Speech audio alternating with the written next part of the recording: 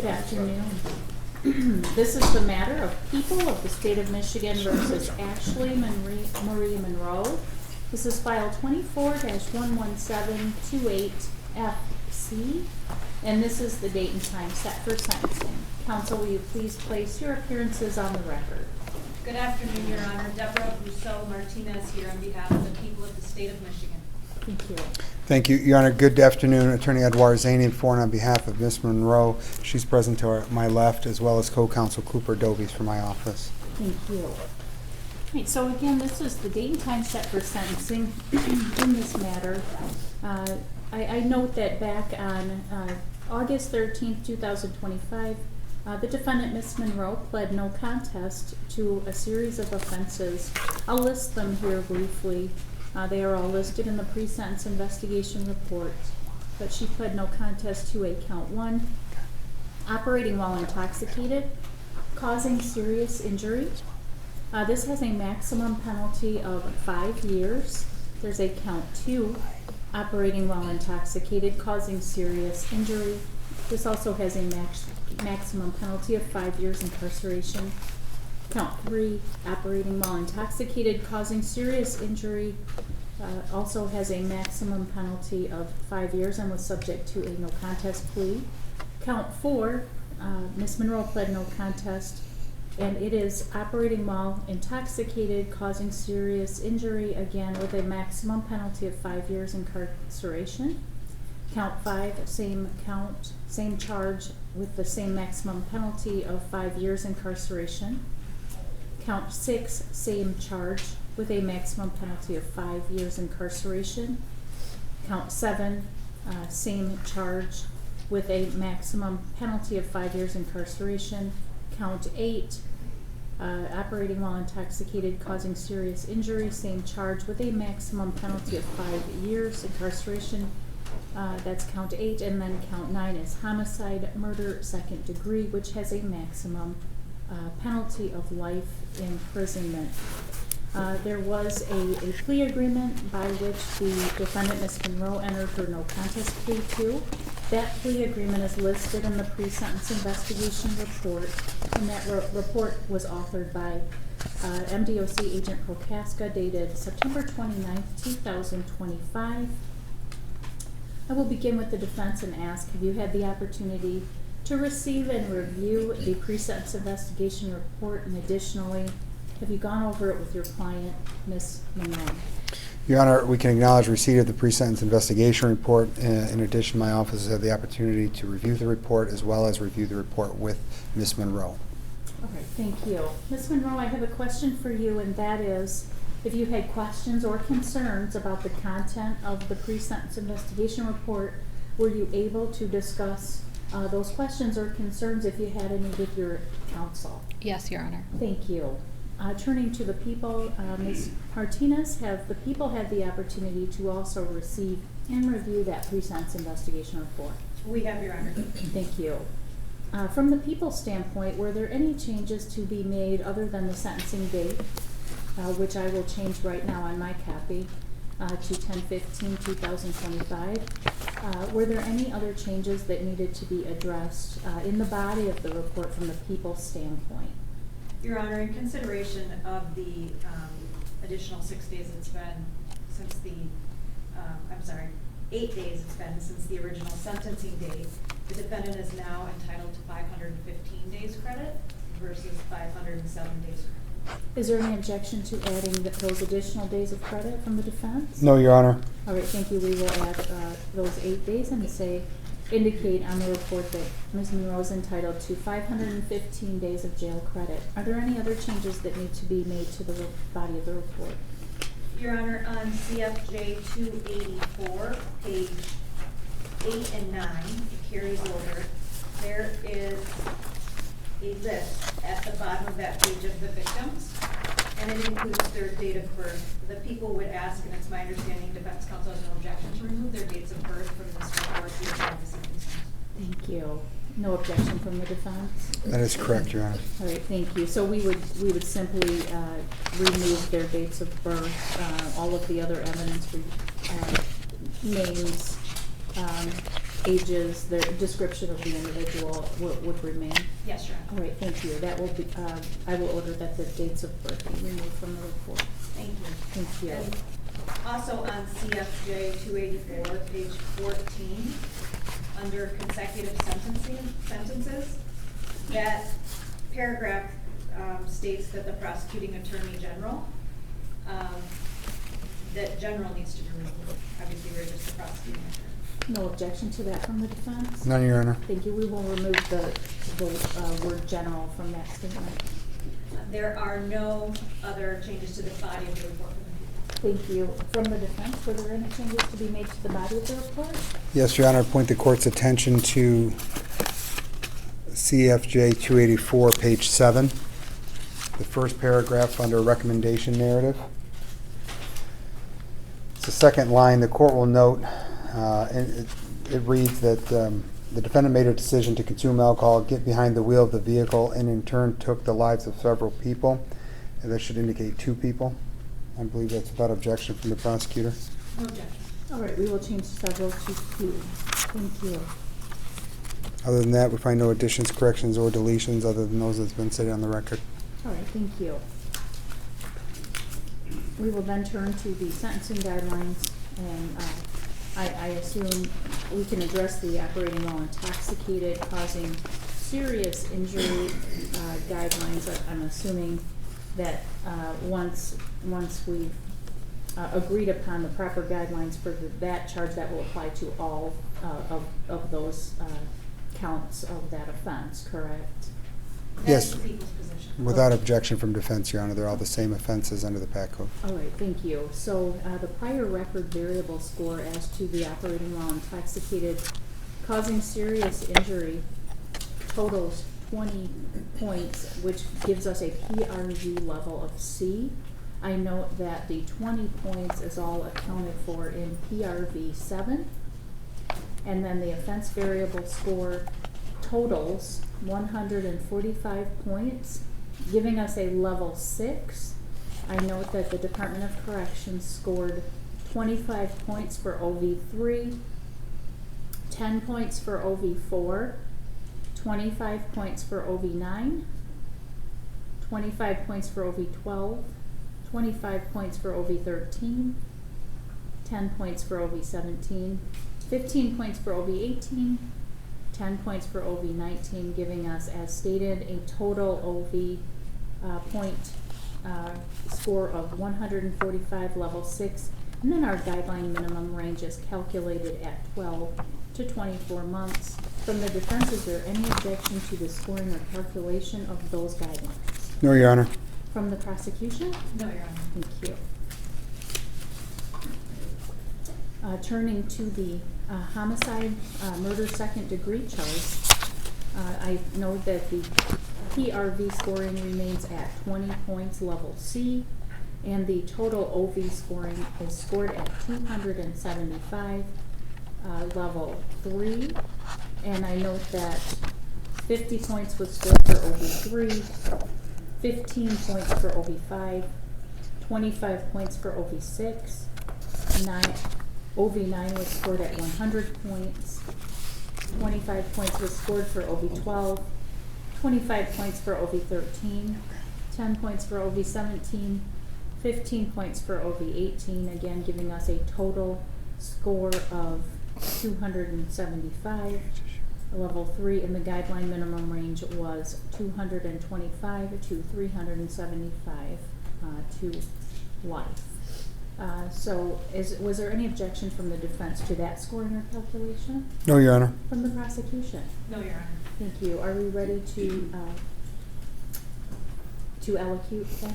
We are, Your Honor. All right, then I will note before we do, Ms. Monroe, in determining the appropriate sentence in this case, this court must consider a number of factors, including the seriousness of the offense that you've committed, your criminal history, the statutory penalty, the cost of confinement, the sentencing guidelines, the report and recommendation of the probation department, as well as what is and what will be stated on the record today.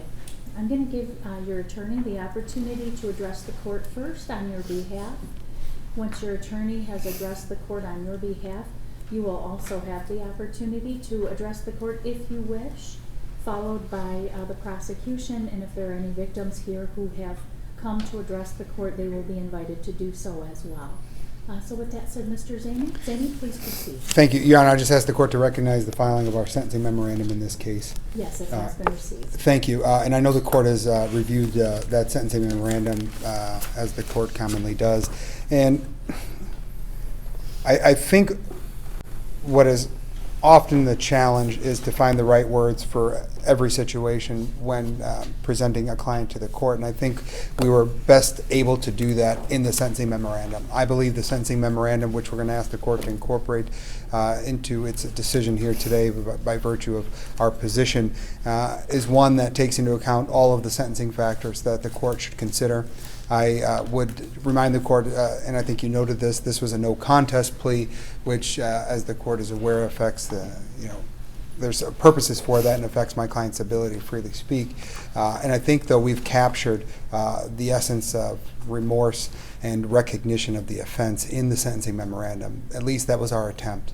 And I think we did a diligent job showing the court that. I think the sentencing memorandum, again, addresses all the sentencing factors that the court needs to take into account. And we're renewing our request for the court to accept the agreement between the prosecutor and defense in this case accordingly. And we would just rest on the fact that the information in that report has been reviewed by Ms. Monroe and is something that I think can ultimately be the best picture you can understand Ms. Monroe's situation from the time this incident occurred to coming before the court today. So without any additional magical words, Your Honor, I think the court's left with the consideration of sentencing her to the Killebrew agreement or not. Thank you. Thank you. And Ms. Monroe, did you wish to address the court at all today? No, Your Honor. Thank you. All right. I would ask then that defense, Ms. Monroe, Mr. Green, and Mr. Dobies be seated. I will call the prosecution up and ask if there are any individuals, any victims here who would like to address the court before this sentence. Yes, Your Honor. At this point, we have 10 people who would like to address the court today. The first one would be Jennifer Evans. All right, Ms. Evans, please come on up.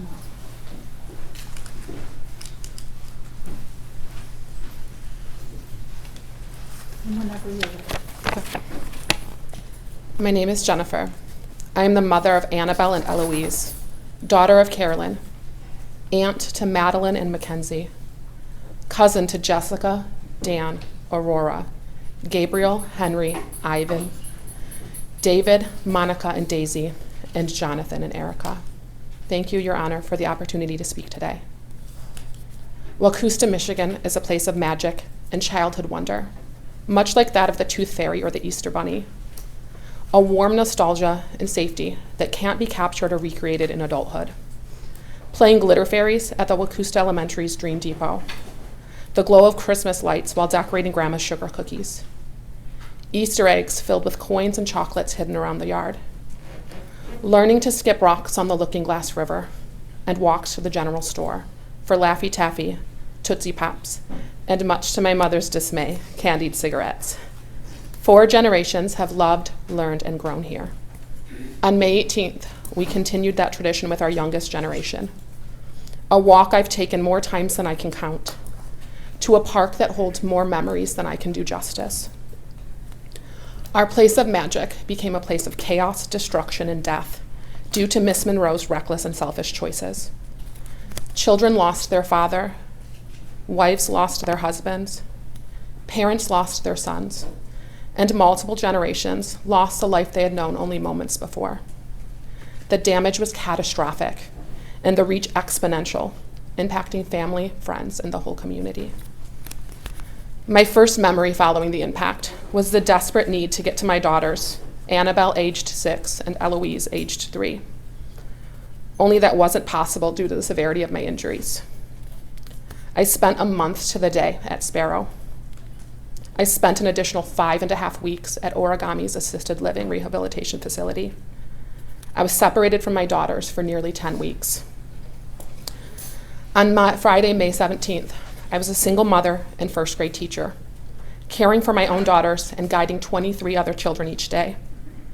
24 short hours later, I could not floss my own teeth, brush my own hair, or bathe. I had to learn to use the restroom, dress myself, and mobilize in a wheelchair using only one arm. I had lost the use of 3 of my limbs, lost all of my independence, and my bodily autonomy. I was left unable to care for myself, unable to care for my children, and unable to teach. The days turned to weeks, and now the weeks to months.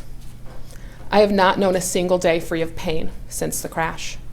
There's no position nor piece of furniture that offers complete relief.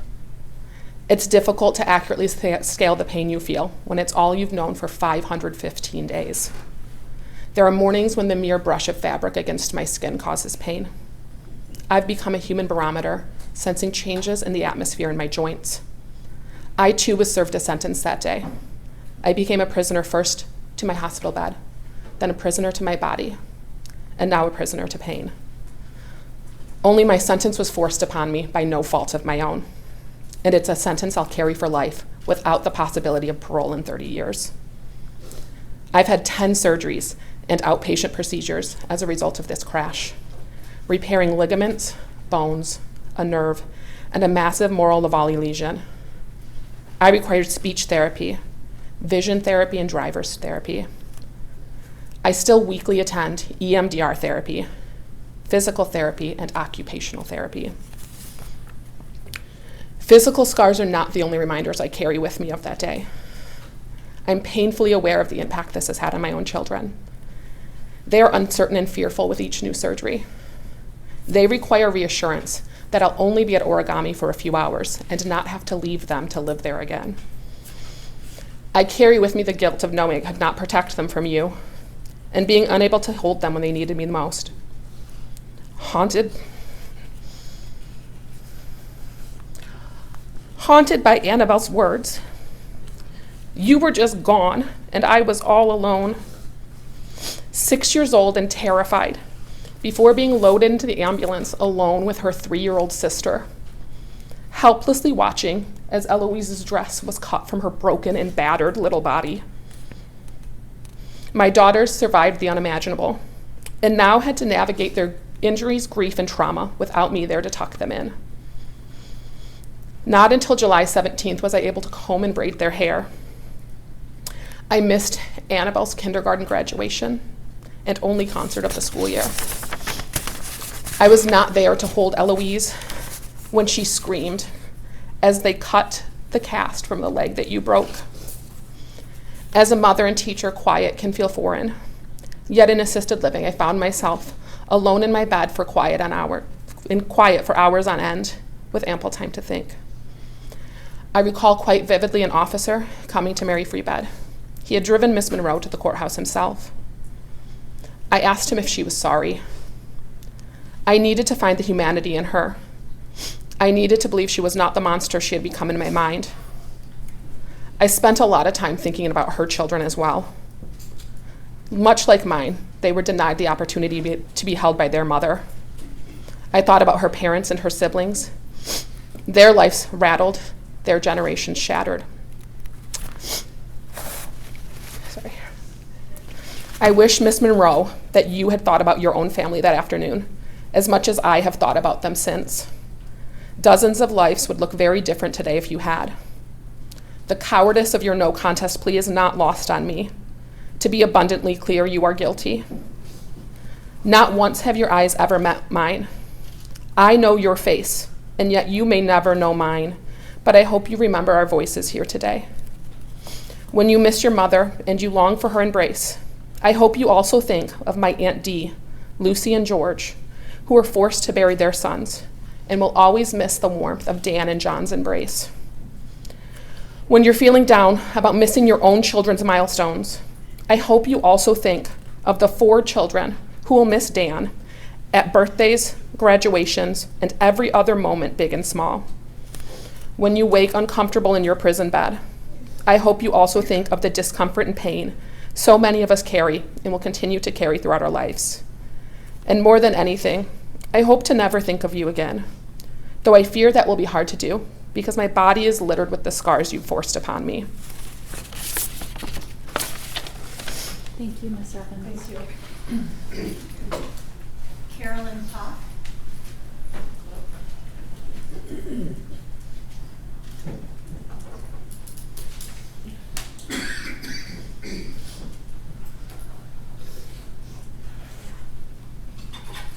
Is it Ms. Pot? Ms. Pot? Yes, Go ahead whenever you're ready. okay. Your Honor, I'm Carolyn Pock. I'm one of the many family members who are victims of Miss Monroe's crime. I am the mom of Jennifer. I am grandma, I am aunt, and great aunt to the 16 who had been together with me at the park. Her actions inflicted enormous damages and losses on us. As my love for my family and empathy for each member is such an integral part of my identity, it has been hard to compose this letter. The tragedy is so vast. In particular to myself, I have been injured both physically and psychologically. Almost everything that was our normal lives was immediately changed. The physical impacts I suffered were primarily to my head and my shoulder. The visible evidence of damages are a small scar on my right hand ring finger and a long scar through my right eyebrow. One of the things that is not visible yet remains is the damage to some of the tendons in my right shoulder. Nor do you see the facial nerve damage and the damage to my visual, vestibular, and neurological systems. These injuries still impact my daily life. I remain in the care of doctors and specialists who work toward helping me regain my pre-injury abilities and health. This crime has caused me psychological and emotional injury, which for me has been more painful than the physical injuries. I did seek out mental health help from professionals, and I do remain in care today.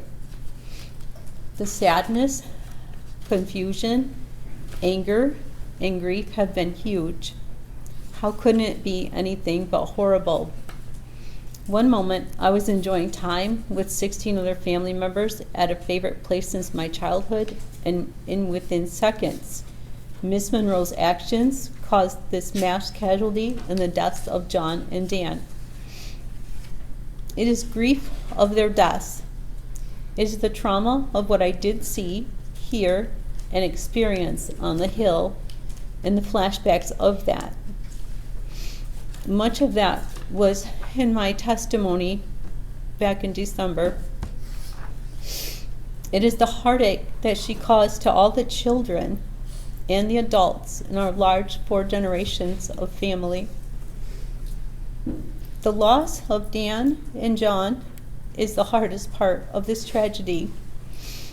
At the same time, I know it is even more grievous for their closest family, their wives, their children, their parents, their siblings. As I try to work toward healing, I hold on to happy memories of John and Dan from earlier that year and on the day of this tragedy.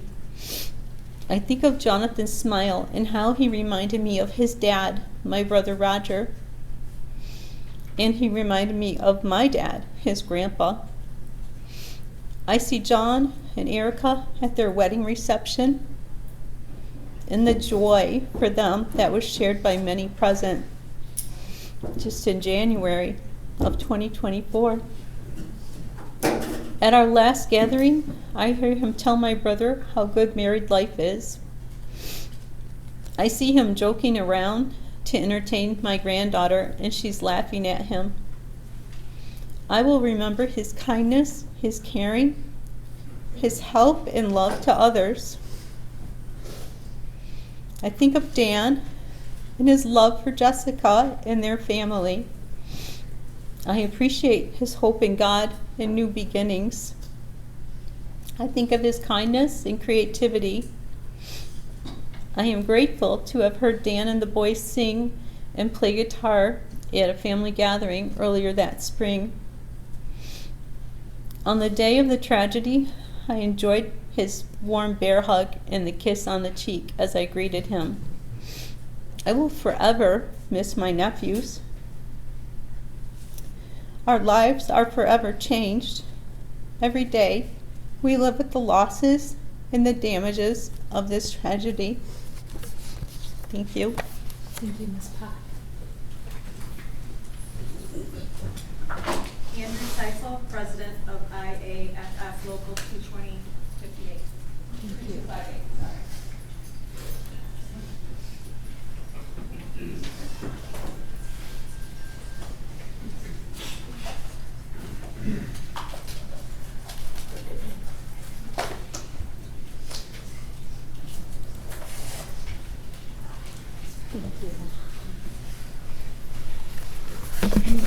I know, would you please, before you begin your statement, would you please state and spell your name just for our record, please? Sure. Andrew Tiefel, T as in Tom, I-E, F like Frankie L. Thank you very much. Yes, ma'am. Whenever you're ready. Okay. Your Honor, please allow me some leeway as to the length of this statement. The three reasons for this are as follows. So that Jonathan, Alan, Esch's brothers and sisters are given ample opportunity to address this honorable court.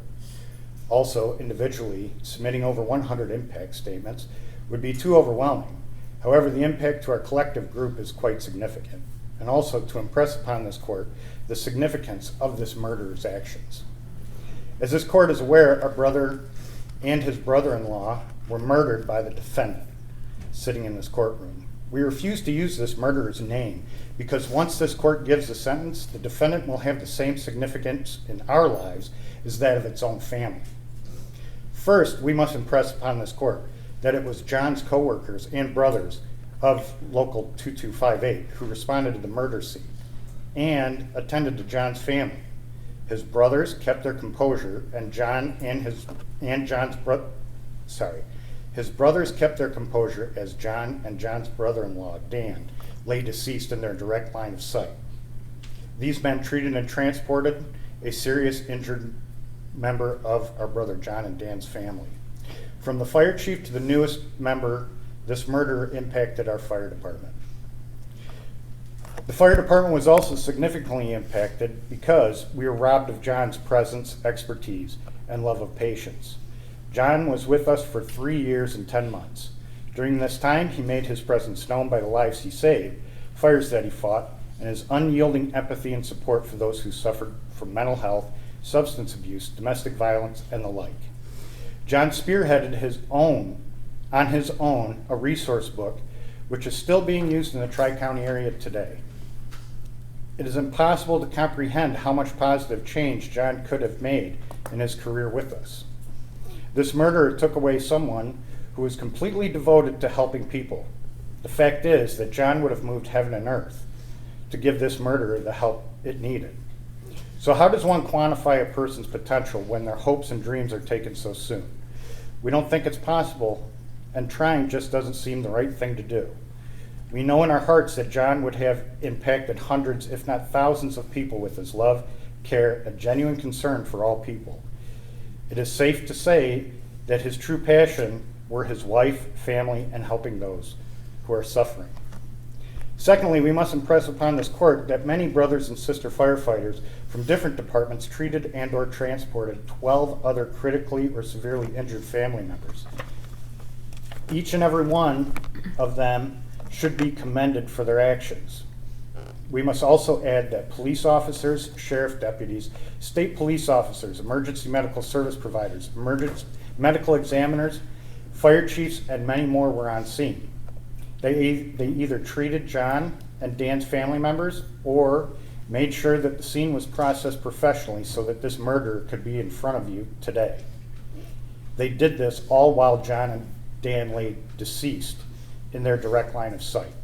Every person involved were absolute professionals, and we are humbly grateful. They all were impacted by this murder. Finally, we need to impress upon this court that the emergency room technicians, x-ray technicians, nurses, physician assistants, nurse practitioners, physicians, coroner technicians, coroners, and security at both Sparrow Emergency Department and McLaren Emergency Department were all impacted directly by this murder. Many are under the belief that those of us in these chosen professions have some sort of superpower to not feel or be affected by the carnage that these type of selfish creatures create. Many people believe that we signed up for this job, so deal with it. However, both are not the case. Every single call that involves this type of death and destruction, this murder in front of you, wantonly committed, affects every person who touches this to their very core. This murder did in fact, without any care or concern for itself, its unborn child, its children, its spouse, its family, John and Dan's families, and all the professionals listed above, did by its actions, purposefully and without remorse, put chemicals in its body and that of its unborn child, which altered its mind and physical abilities. Caused total and complete mayhem, destruction, and irreversible injuries. Destroyed the lives of its children, spouse, and family. Murdered Jonathan Allen Esch. Murdered Daniel George Harris. Emotionally and mentally scarred over 100 professionals by its actions. Crushed the hopes and dreams of a newlywed. Crushed the hopes and dreams of another man's loving and devoted wife. Crushed the hopes and dreams of a man's children. Crushed a mother's soul who has seen too much pain and suffering for one person. Catastrophically devastated the murder victim's siblings. Caused irreparable generational damage. However, none of this is what our brother would have wanted for any of us. What he would have wanted us is what we have done and continue to do. Our brother's family has now become our family. We watch out for them.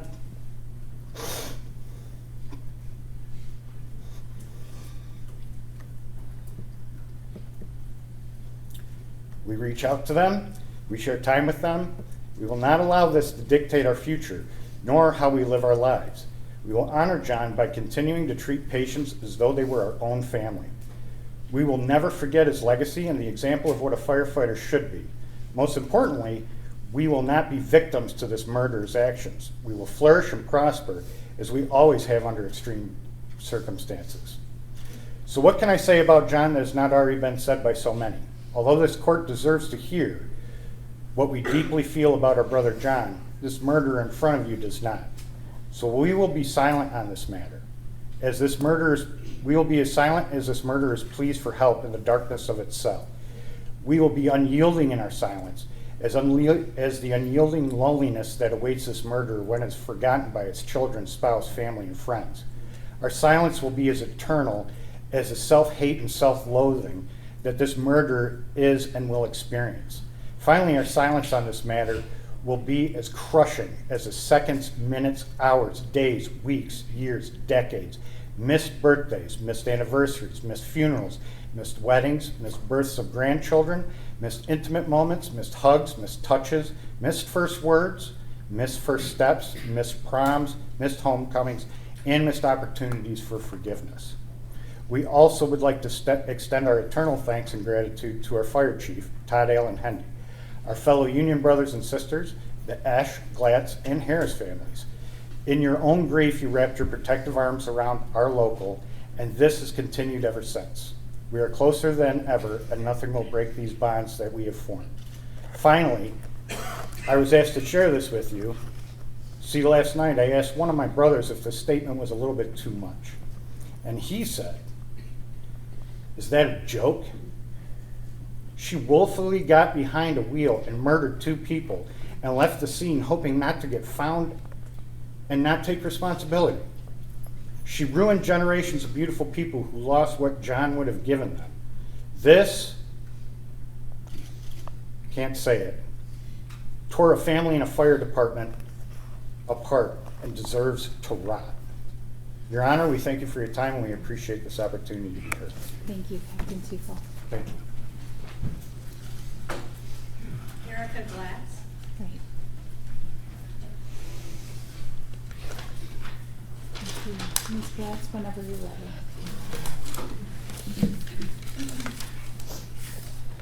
Ashley, this date marks the end of your power over our healing and will be the last time I have to think about you for at least the next 30 years. As we read our statements today, I ask you to remember this. While you may feel a flicker of empathy for a moment, maybe even a few days, these are the realities we are sentenced to live with every single day for the rest of our lives because of what you have done. I will try to keep my statement fairly short today, not for your sake, Ashley, but for the sake of making sure all our voices are heard. We have a limited amount of time, and there are far too many victims that deserve to be heard. Ashley, your decision to drink and drive destroyed many lives and prematurely ended two. Your actions killed my husband, John, and my brother-in-law, Dan. Two incredible men, two people who were loved, two lives that mattered, two humans that deserve so much better than the fate you gave them. Gone because of you. John was a firefighter and a paramedic, someone who devoted his life to saving others, to running towards danger when others ran away. John was a wonderful provider to all of his patients, but he took a special interest in caring for medically vulnerable patients. These included patients experiencing home and food insecurities, those suffering with mental health ailments, and patients with substance use disorder. These are the patients that are all too often given up on by the medical community. They are often assumed to be lazy or unwilling to improve their current situation.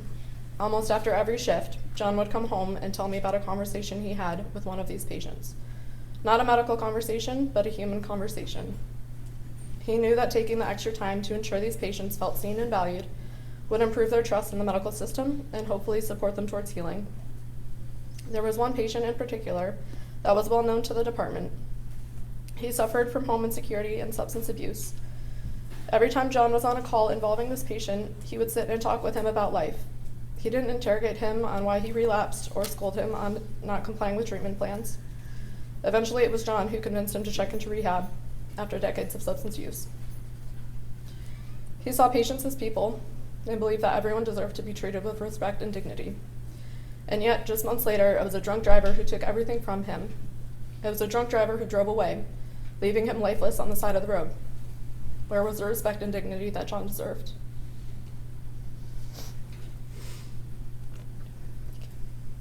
My husband was everything to me. He wasn't just my partner, he was also my best friend, my future. He was an incredible musician, a talented cook, and had the biggest heart, especially when it came to animals. He often spent hours out exploring the woods with our dog, dressed in matching bandanas.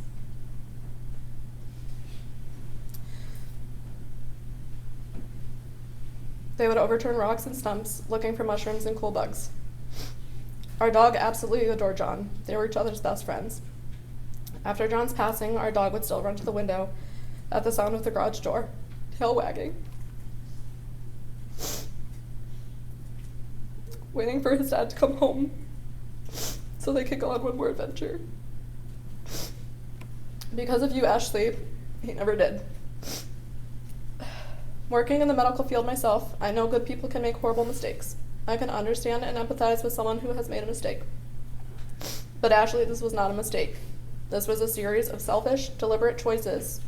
You chose to drink while pregnant. You chose to drive. And perhaps most vile of all, you chose to run over an entire family and then flee. You hit us and kept going. You didn't check if anyone was alive. You didn't call for help. You left John, you left Dan, and you left my family in your wreckage. I'm haunted every single day by the memories of that moment. At night when I try to fall asleep, I relive it all.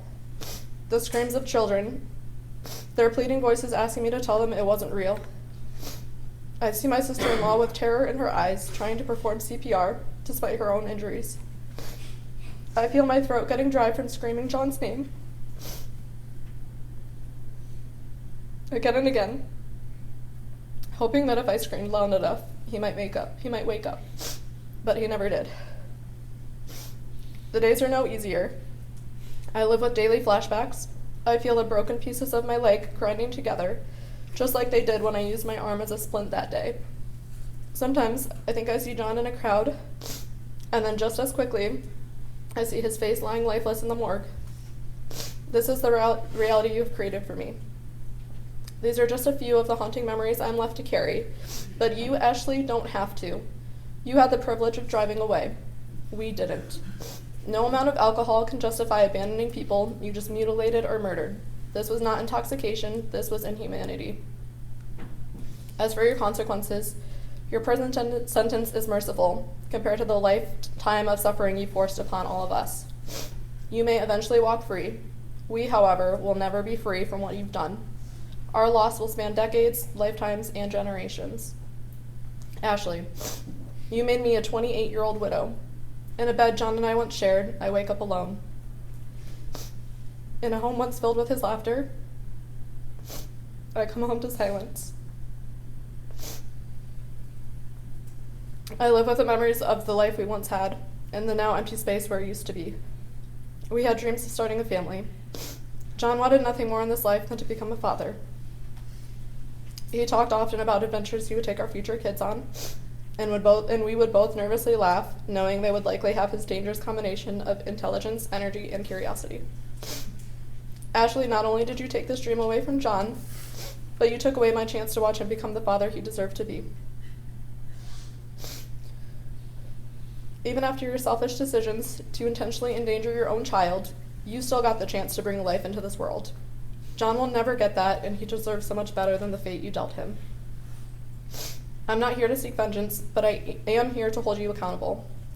Nothing that happens in or out of this courtroom will bring John and Dan back. But I needed you to hear my voice and know what your decision cost me, what it cost John and Dan and everyone who loved them. Ashley, while I carry this loss with me every single day, I hope you carry the truth of what you did for the rest of yours. May prison treat you with the same level of kindness that you have shown the people you left for dead. I ask this court to impose a maximum sentence. Due to the level of physical and emotional turmoil Ashley has left our family to carry, even after the day she destroyed and ended lives, she has inflicted more anxiety and pain through her legal decisions. She has shown that her selfishness was not a one-off, but is a core part of her personality. She has shown absolutely no remorse for the pain she has caused us. She does not feel sorry for us, but she certainly does feel bad for herself. How someone remains so self-centered after causing the amount of pain to others is beyond me. But I do know that this type of person will only cause more pain to others if given the chance. Keeping her behind bars is what is best for her children, my family, and the safety of our entire society. While she begins her sentence, our family will finally be given the chance at a new chapter, one focused on healing, honoring our loved ones, and rebuilding a future in their memory. We will move forward with the strength, love, and compassion that John and Dan lived by every day. Thank you for your time. Thank you.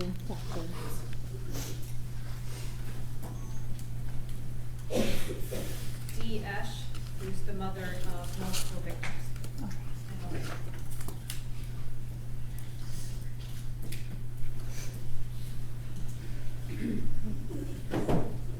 Mrs. Ash, whenever you're ready, please go ahead. Good afternoon. My name is Dee Esch, and I am the mother of Jonathan Esch and mother-in-law to Dan Harris.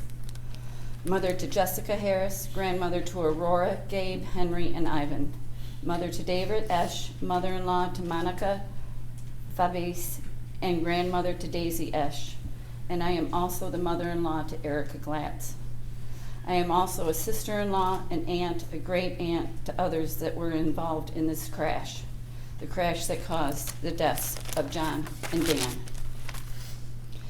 Ashley, when you smashed into my son Jonathan with your car, you fractured both his lower legs, including his left ankle. Ashley, you shattered both sides of his skull, the sides and the back, which led to a brain bleed. Jonathan also had a fractured a hinge fracture, which means part of the skull broke off but was still attached at one place. So essentially it could swing back and forth like a door. This also caused a brain bleed. Ashley, you broke Jonathan's pelvis on both sides, and there was a fracture on the piece of bone that connects to both sides of the pelvis. Basically, Ashley, you broke the bone under the groin. Ashley, you caused pulmonary contusions, which is a high impact trauma on the lungs, sort of like a concussion on the lungs. Also, Ashley, you caused many scrapes, cuts, and bruises all over John's entire body. Ashley, your selfish, irresponsible, negligent actions caused all of this that day that you decided to drink and drive. Jonathan was an amazing person.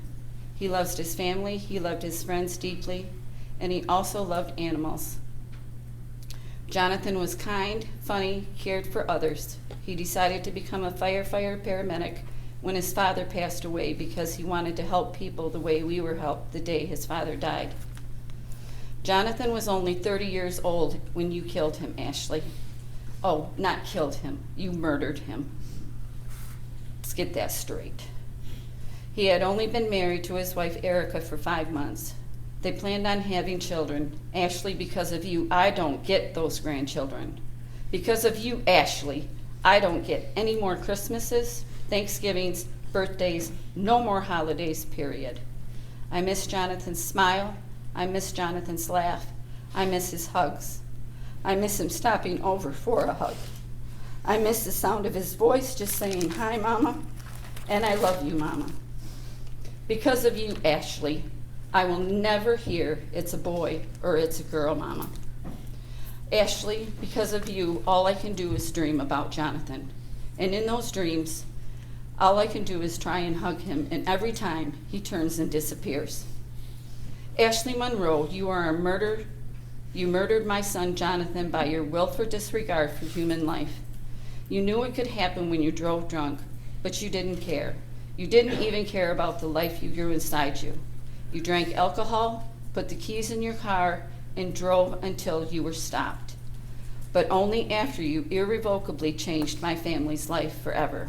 Make no mistake, what you did was murder.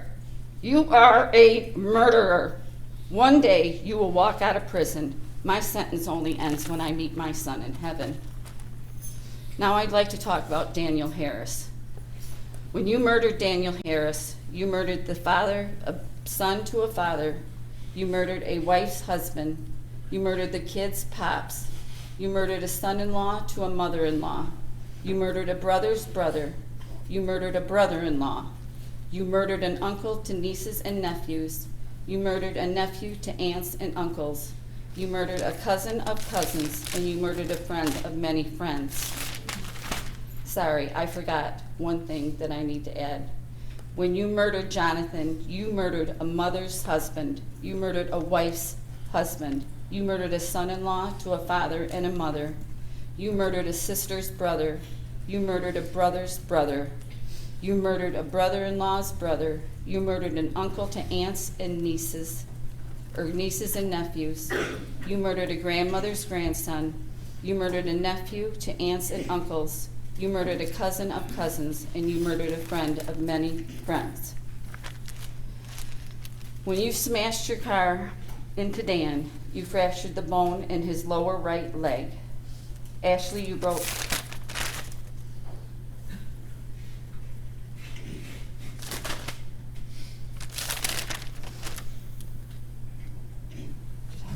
That she broke Oda's ribs.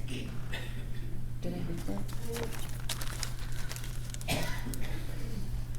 Ashley, I need to go back. Ashley, when you smashed your car into Jonathan, you fractured both his lower legs, including his left ankle. You fractured both sides of his skull, including the front and the back, which led to a brain bleed. Did I already read this? I believe you did, yes. Okay, I will go on with Dan then. I apologize. Not a problem. When you smashed your car into Dan, you fractured the bone in his lower right leg. Ashley, you broke 6 of Dan's ribs. Ashley, you completely broke Dan's T9 vertebrae, which is a bone in his mid-back. And with that, Ashley, you severed a major artery. Ashley, you fractured Dan's pelvis and also had multiple pelvic fractures. Ashley, you fractured Dan's skull, causing a brain bleed.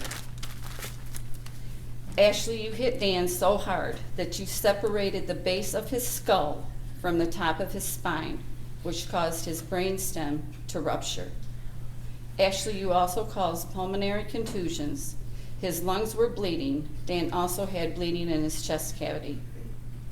Ashley, once again, you, with your selfish, irresponsible, negligent actions, caused all of this that day that you decided to drink and drive.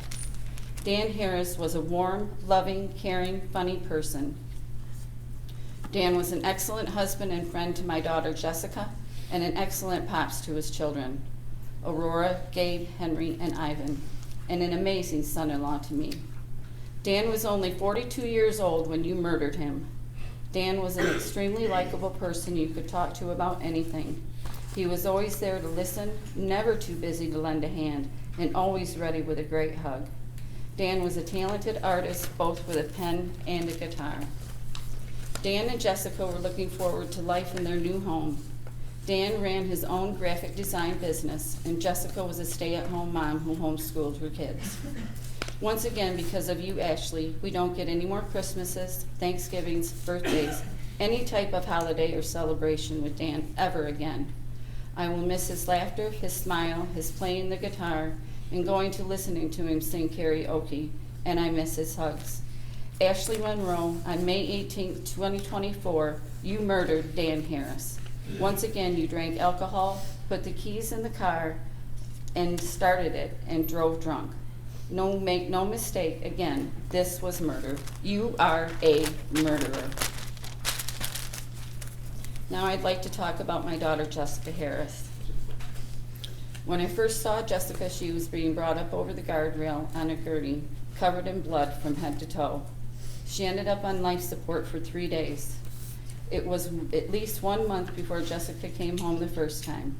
For the next 10 months, I lived with my daughter and her 4 children. Jessica was in and out of the hospital for the next 9 months with 9 surgeries trying to save her leg. She had 12 broken bones altogether, Ashley.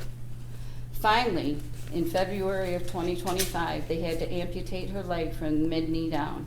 It's been extremely difficult watching her learn to walk again and suffering from the phantom pain.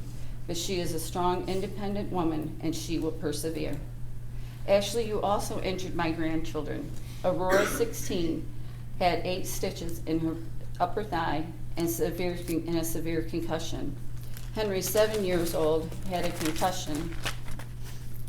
And Ivan, 3 years old, had a fractured hip and scrapes all over his face. Gabe, 14, was walking ahead of the group and turned around to witness Miss Monroe driving away from this crash with her hand over her mouth. He ran over and witnessed his family members strewn all over first finding his little brother Ivan to the side of the road.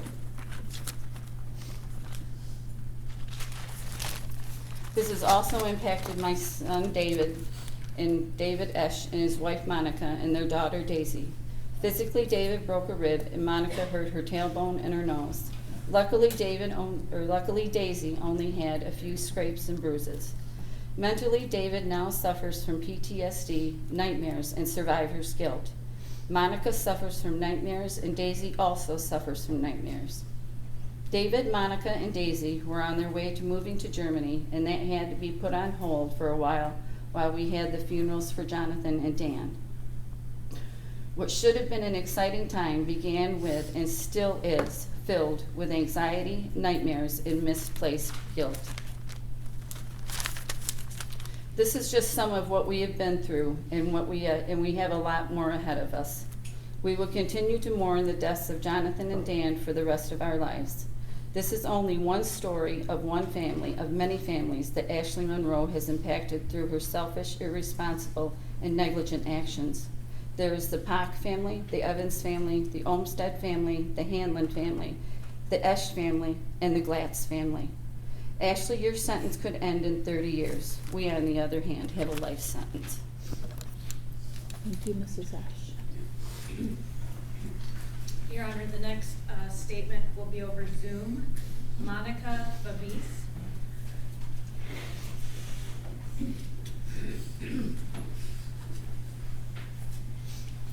Can you hear me? We can hear you and see you. Okay. My name is Monica Babis. I am mom to Daisy, wife to David.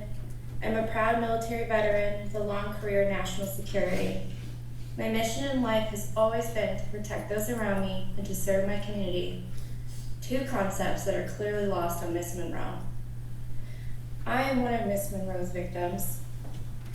And for a long time, I wanted to look Miss Monroe in the eye, to be face to face for the first time since she hit us. But I understand now that closure cannot be found in crocodile tears.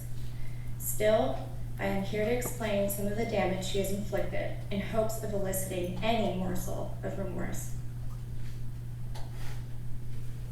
My daughter Daisy was only 2 years old when Miss Monroe drove into us. Aside from my personal pain, which I will certainly cover, it would be a disservice as her mother not to describe the most painful moments of this experience to the court. 2-year-olds have almost no concept of safety or lack thereof. In fact, it isn't until primary school years that a child can ostensibly identify an emergency or threat to life. Daisy has a stuffed elephant named Ellie that she brings everywhere with her. When she was 2, Daisy treated Ellie almost as an extension of herself. Whatever Daisy wanted or needed, it was always Ellie asking for it. This brings me to the moment that haunts me each day out of concern for my child. After what seemed like an eternity of checking pulses, making compressions, comforting children, I came to where my daughter was sitting with her lesser injured cousins. Her tiny face, twisted in fear and confusion, looked to mine for answers as she asked me, "Mama, did Ellie get run over too? Is Ellie gone?" This 2-year-old had just watched her uncle pronounced dead on the scene, and her mother struggled to fail to save the other. She saw her aunt's internal bodily workings exposed to the elements in such a sickeningly detailed display, only highlighted by the light of day. She saw her cousins failing to get back up. She saw blood and bones and violence to an incomprehensible degree. We as adults struggled to understand what we saw that day. Imagine what that could do to someone whose brain is only developing. Someone who, until that moment, had no concept of what our bodies held inside or the level of danger we were in. Someone who had absolutely zero concept of death. In the aftermath, I began to notice signs of PTSD in my child. To illustrate how absolutely ludicrous that reality was, understand that we sought out and were turned away from pediatric mental health care providers who stated she was simply too young to treat, and they would not know what to do with her. It wasn't until a close family friend, a therapist herself, recommended the person that would end up our own personal angel in this dark period. Leah Young at River Grove Therapy near Washington, D.C. decided to give us a chance. She told us that Daisy will have been and will likely continue to be her youngest patient ever. Miss Leah, as Daisy called her, helped her understand safety again and find rest. The night terrors downgraded to nightmares. Still, the villain in Daisy's story remains. Daisy frames the world in terms she can understand. Any child does. To a child, someone who harms others to the degree that Miss Monroe harmed us is a villain. As such, Daisy refers to her, even today, as the bad lady. The only thing that helped Daisy sleep most nights was the idea that the bad lady couldn't come for us anymore because she was in jail. An absurd thing to have to do, by the way, is to explain to a 2-year-old the concept of jail, but such was my reality at the time. Even today, Daisy asks where the bad lady is and if she's still in jail. She only feels safe knowing that the bad lady is not allowed to be outside. Daisy's 3rd birthday came while we buried our dead. Her father, David, needed to be there at the funerals, especially considering the level of incapacitation his sister Jessie was in. So we made the painful decision to stay apart for the birthday. Wanting some normalcy for her, I struggled greatly to salvage what I could of what was supposed to be an exciting day for Daisy and her friends at Chuck E. Cheese. And they had to move to the party at the last minute. My daughter only had a small handful of children show up. A fellow mom came early to help me set up in silence as tears rolled down my face, watching my daughter feeling scared and missing her father on such a birthday. My elderly mother flew in from Europe at great financial and physical cost, to help us during this time, because being an effective parent felt impossible. Everything felt like a failure that day, despite my and my mother's best efforts. And this brings me to myself. I am no longer the person I was. I struggle now to find my way through life. I struggle to understand the meaning of happiness. I struggle to make and maintain human connection. I struggle to want to be alive. Other than the obvious financial costs that Miss Monroe has imposed on me through her actions, I suffer a loss much more precious. It's my will to find joy in life. At the hospital that day, my very kind nurse helped me clean Dan's blood from my face and gave me a change of clothes so that I wouldn't scare my daughter when I could finally be reunited with her. He also gave me a toothbrush, toothpaste, and mouthwash, the things I was most desperate for that he somehow divined without my saying so. When I was giving Dan CPR, his blood had squirted into my mouth and hit me in the throat. It trickled down my face and all over my front, and it was all I could smell or taste. So I thrubbed and I brushed, and I did it again and again, and no matter what I did for the next few weeks, all I could taste was his blood. I drew my own blood, brushing and flossing and rinsing to a manic level. Still, only Dan's blood. Every meal I choked down, every cup of coffee for those days immediately following, it was just Dan's blood. I should know that my phone was lost on impact. It took me weeks to recover it, and out of sheer luck and kindness of some stranger who turned it in. I was in a town I knew nothing about, alone, with a traumatized 2-year-old marooned in a hotel with no outside connection. I thought endlessly about Ivan, Henry, Gabe, and Aurora. I knew they were feeling lost and scared without a parent nearby to help. I wondered if Dave and I would soon be their parent figures. I held hope for Jessie, wondering if she was going to make it. For Jen and her sweet girls, wondering if they would soon be without their mother. I was worried for Melissa's girls, wondering what kind of bravery must have been instilled in them to react quickly the way they did. I worried for Aunt Carolyn, who had just saved her grandbabies at cost of her own well-being in a moment of quick thinking. I imagined Erica's anguish and replayed in my head over and over her asking, "Dave, is John dead?" I couldn't stop thinking about Dee, my mother-in-law, calling Dan's mother from the hospital to tell her the news. I couldn't stop thinking and tasting Dan's blood and smelling the most putrid combination of blood and grass. I was caught in a spiral that no one helped me out of, one out of which I'm still struggling to climb. Each night, to this day, and I mean it to this day, I see Dan's face. I see the light leaving his eyes. I see confusion and pain painted across him simultaneously. It's become my nightly ritual, almost as if he is haunting me. I've even started telling him goodnight. My husband David and I are now separated. Navigating this horrific event has put an especially difficult strain on our marriage. We grew resentful of each other in the aftermath, when really, it is Miss Monroe who deserves the resentment. I resent her for the fear I feel walking along sidewalks when cars zip by.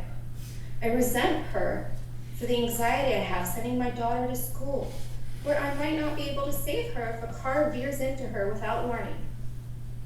I resent her for throwing my life off course and causing all of this pain. I resent her for impacting my mental stamina at work and causing me to no longer be the best of the best, fearful that I may be fired at any moment. I resent her for the medication I have to be on just to get me through each day. I resent her, and I will continue to resent her.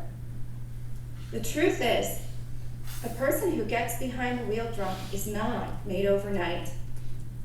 A person who flees the scene of their own crime is not made overnight. Miss Monroe, just like any of us, is the sum of her choices in life. Each day that she morally compromised herself brought her one day closer to the person sitting in this courtroom. This was not some freak accident. This was hundreds of Miss Monroe's choices that culminated in what turned out to be the worst day of my life. I understand that Miss Monroe is the mother herself. I strongly believe, as one mother to another, that there is no maternal bone in Miss Monroe's body. Because if there were, she would never have acted so recklessly. I also believe there is no humanity in this woman. To be as selfish as she has been for so long, I believe with every fiber of my being that she would do it again. Because of this, I believe Miss Monroe has no place in society. She is a proven danger, and we must protect our most vulnerable from people like her. Thank you. Thank you, Ms. Fabice. Next will be David Esch. Thank you. Mr. Esch, whenever you're ready.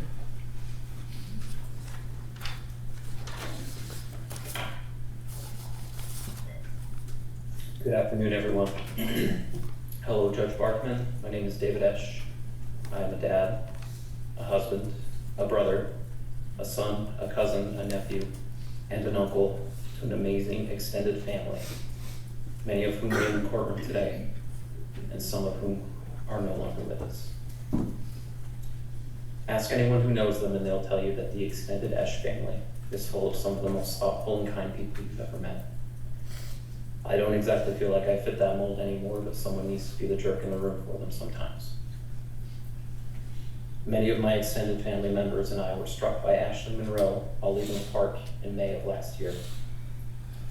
Ms. Monroe killed my brother, John Esch, and my brother-in-law, Dan Harris. She fled the scene, and she left a whole extended family traumatized and scarred. I want to thank you, Your Honor, for allowing me to speak today. Some in the courtroom might be surprised to see me giving a statement virtually today. I had fully planned on attending in person on the 7th when we were originally scheduled to do the sentencing hearing. I had made travel arrangements, got a flight, hotel, rental car, the whole 9 yards. And then Ms. Monroe decided at the 11th hour that she wanted to take back her no contest pleas.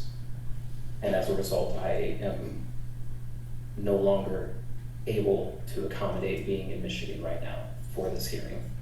I can't be in the room sharing the space with my extended family. I can't feel some of their warm hugs. But it's honestly not a total loss. I feel like right now this gives me the chance to take back some semblance of control over my life from Ms. Monroe. For the last year and a half, I have felt like I have been defined by this event. I'm not the person that I was before. I'm not the goofy fun guy at work. I'm not Mr. Dependable. I'm the guy who was hit by a car, lost his family members, and am now feeling guilty over it.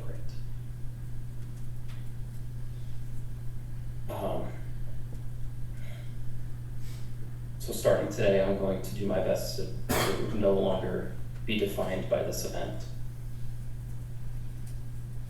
I am not as interested in speaking on punishment for the defendant. I think 30 years is fine. I don't think it's great. I think more time would be appropriate. Dan doesn't get to see his kids grow up. John doesn't get to visit me in Germany, where me and my family moved. Ms. Monroe doesn't get to travel. She doesn't get to see her kids grow up. It's fine. What I am a little bit more interested in is something that my daughter brought up. First, a little bit about her. My daughter, Daisy Esch, is 4 years old. She was 2 at the time that Ms. Monroe hit us with her car. And she was in my arms when we were hit. And the fact that we came away as a family unit, all having walked away, I feel like is nothing short of a miracle. By my estimate, we went about 15 feet from where we were standing to where we landed. And she only had a few scrapes and bruises. She wasn't unscathed, however. She suffers from nightmares still. She rarely sleeps alone. She still tenses up when we're near traffic. And she is not quite as independent as she was before. Ms. Monroe gave that little girl PTSD, anxiety, chronic nightmares, and grief before she even turned 3. I asked Daisy what she would like to say to Ms. Monroe if we could talk to her, or the bad thing. I got a very concise answer. Daisy said, "That lady should say sorry to us," and I wholeheartedly agree. The thing is that I don't think that people can truly be sorry for what they've done until they've taken the time to understand the full extent of the damage. What we are getting right now with my family here at the sentencing hearing, everybody getting about 10 minutes, I'm sure it's barely scratching the surface. I think if Ms. Monroe ever has any interest in atoning, doing what's right, making amends, the place she needs to start is giving her victims the space to have their real say. If she wants to know more about John, about Dan, about my experiences, about Daisy's experiences, I would like Ms. Monroe to know that my door is open. I will happily sit down with you and tell you everything. Because what you're getting today is nothing compared to what our realities have been. That is with the caveat that I don't think Ms. Monroe is the type of person to do that. Just based on what we've seen from her character so far, fleeing the scene, attempting to withdraw her plea at the 11th hour, drinking and driving in the first place, continuing to drive despite showing clear signs of impairment. I really don't ever expect to hear from Ms. Monroe. I don't expect her to ever be interested in knowing what kind of person John was when he was a kid, or the plans that we had made that we never get to see through. So I would like to, at the very least right now, for my sake, so that I can feel a little heard, talk about some of the things that are keeping me up at night. After Daisy and I landed in the grass nearby, we were struck unconscious. The first thing I remember when I came to was seeing my wife attempting triage on my brother-in-law Dan. I saw a look of fear and panic and desperation in her eyes that I had never seen on anyone before. And I know I will never forget that face. I didn't know what to do. I was disoriented, confused, and scared. So I started coaching myself. The first thing I said was, stand up, find John. John will know what to do. He can tell you what to do so that you can help. I turned around and I saw my little brother splayed out in the grass, lying still. I couldn't even go check on him.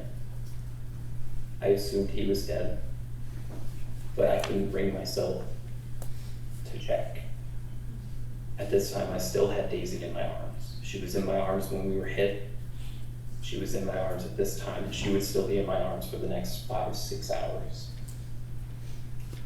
I felt like I couldn't take her close to her uncle like that. I felt like she couldn't see that.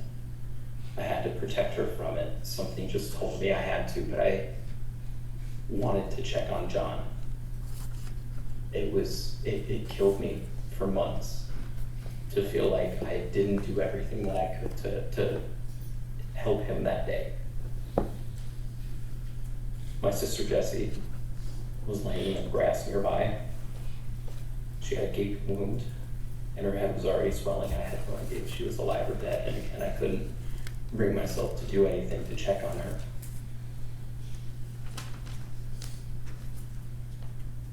The only thing I felt like I could do was just console the kids. So I walked over to that part of the hill where Melissa's children were sitting, where Henry was sitting, and I did my best to just comfort them, because it's all I felt like I had in me. It was at that time that Daisy asked for her stuffed elephant. She had left her at my grandmother's house up the road, but in her confused state, she thought she had brought her, and she thought that she was hit by the car. She said, "Was Ellie hit by the car? Is Ellie okay?" And it was the only thing she could do to wrap her mind around it. So remember Erica, the look in her eyes as she cradled her twisted leg and asked point blank if my brother was dead. I told her that I thought he was, and I tried to go check on him again. I got several feet from him and froze once again, powerless to do anything. I knew even in that moment, I felt that he was gone, and I knew how senseless it was. Just sudden and senseless and pointless. To have his life ended so soon. He was doing so much good. He had just gotten married. We had made plans. We were gonna go check out his house the next day. He was gonna come to Germany to visit.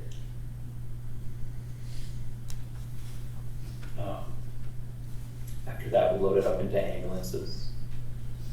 The kids outnumbered the adults, so we had to split everybody up. I went with Daisy, Dave, and Henry in one ambulance. Monica went with Aurora, and it was in the ambulance that I finally had a chance to call my mom and to make sure that somebody was with Ivan, but I had to tell her that John was dead. And that I was pretty sure Dan was dead, and I had no idea if Jesse was alive still.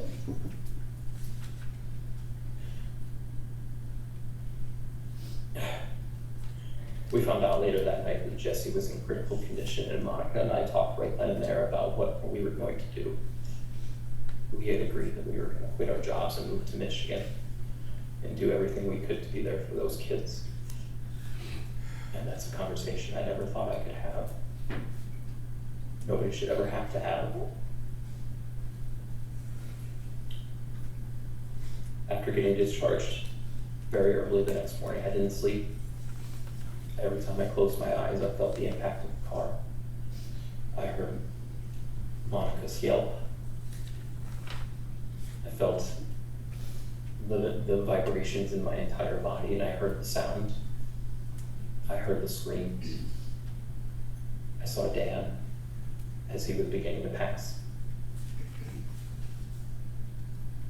That feeling of powerlessness, knowing that a stranger can come along at any moment and do that to your family and make no mistake, it's not lost on me that Daisy and I could have died. The difference between life and death for me and that little girl that you're seeing on that screen was a couple feet left or right. We could have been killed. That sense of powerlessness doesn't go away.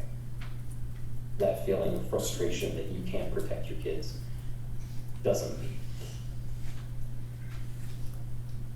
I broke the news to my niece and oldest nephew the next morning. I had to let them know their papa and Uncle John were dead, and nothing can prepare you for that. When Jessie was awake and extubated, I broke the news to her too. She was in literal disbelief, disoriented, and furious. And I hate that Miss Monroe made me do that. But I didn't want Jessie to hear it from anybody else. I cried myself to sleep nearly every night for weeks from the pain of the broken rib. All things considered, I feel like it was pretty mild when compared to what everybody else was going through, when compared to the anguish, the mental anguish, the anxiety, the PTSD, the loss of life, the grief, compared to what everybody else was going through at home. I walked away feeling immensely guilty. My family was gathered that day to say goodbye to me and my wife and my kid because we were getting ready to move to Germany.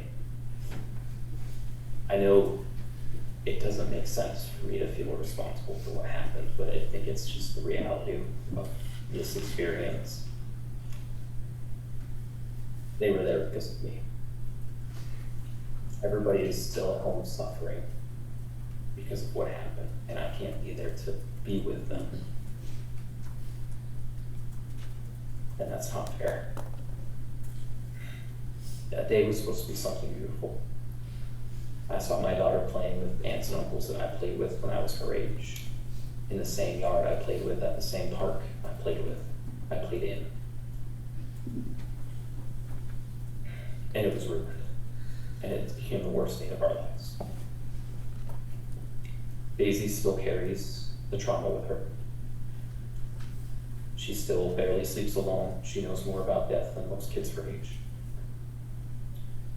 She used to ask about Miss Monroe all the time. She was a big part of Daisy's life. Now I think Daisy focuses a little more on asking about her uncles, where they are now, do I miss them?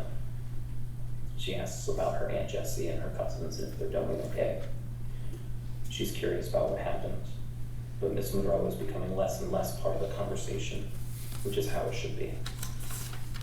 It brings me a bit of comfort to see that she is still strong, empathetic, and curious, despite what Miss Monroe did to her. I am beyond tired of carrying the guilt and trauma inflicted on me that day. This has been an open wound for a long time, and I'm choosing now to move on. I will continue my career in service of our country and do my best to honor John and Dan. I will give everything I have to building myself up, being the best father, husband, brother, uncle, cousin, son, etc. that I can be. I'll raise my daughter to be caring and responsible. I'll make sure that she knows she's loved, and again, to the defendant, to Miss Monroe. My door is open if you want to know more, but I'm not holding my breath and I'm moving on. Thank you to the court for your time. Thank you, Mr. Ash.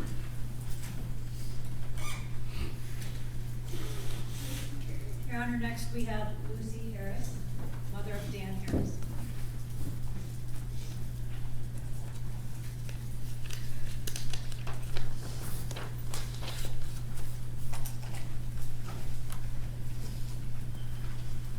Afternoon, Mrs. Harris.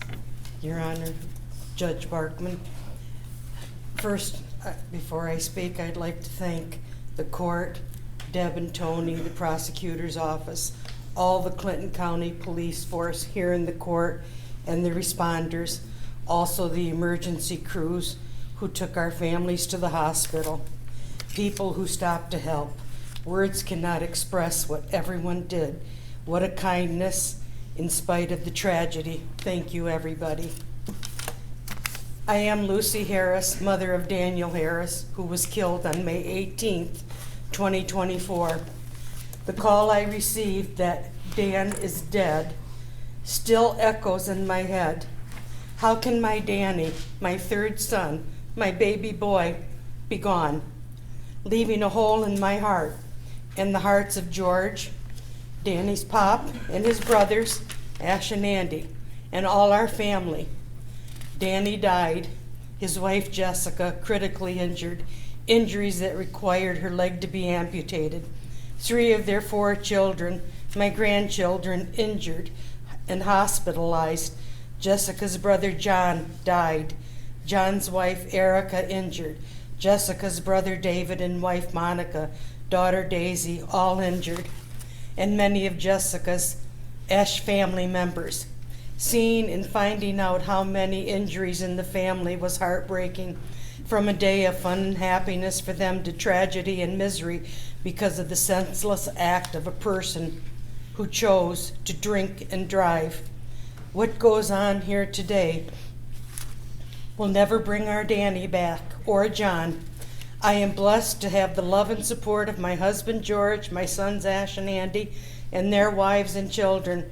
I am so thankful Jessica is here in my life, along with Aurora, Gabe, Henry, and Ivan. Our family is blessed that we have forged a bond with the Esch family. Jessica's mom, Dee, and I both lost our baby boys, young men, loving husbands, Danny, a wonderful father, fatherhood and John's future, all taken away. The love and comfort of our families through shared memories help us to carry on the legacy of Danny and John. My thanks to all the Esch family. Through all this, I have had the privilege to get to know Erica and her family. My sadness and grief will never go away. I have the support of family, friends, and my church. Danny's presence is alive in our home. Pictures from baby to man. Danny's music. I hear him singing. I see his artwork. I miss his wit and her humor. My belief in God is where I find comfort. Danny was a treasured son, brother, brother-in-law, uncle, nephew, cousin. Danny was a husband, father-in-law, son-in-law, brother-in-law, and relation to all Jessica's family. Danny had many friends, schoolmates, Boy Scouts, college friends. He valued his clients, and many became his friends. He is missed.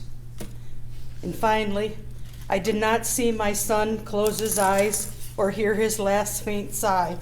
I only heard that he was gone. Too late to say goodbye. Thank you. Thank you, Mrs. Harris.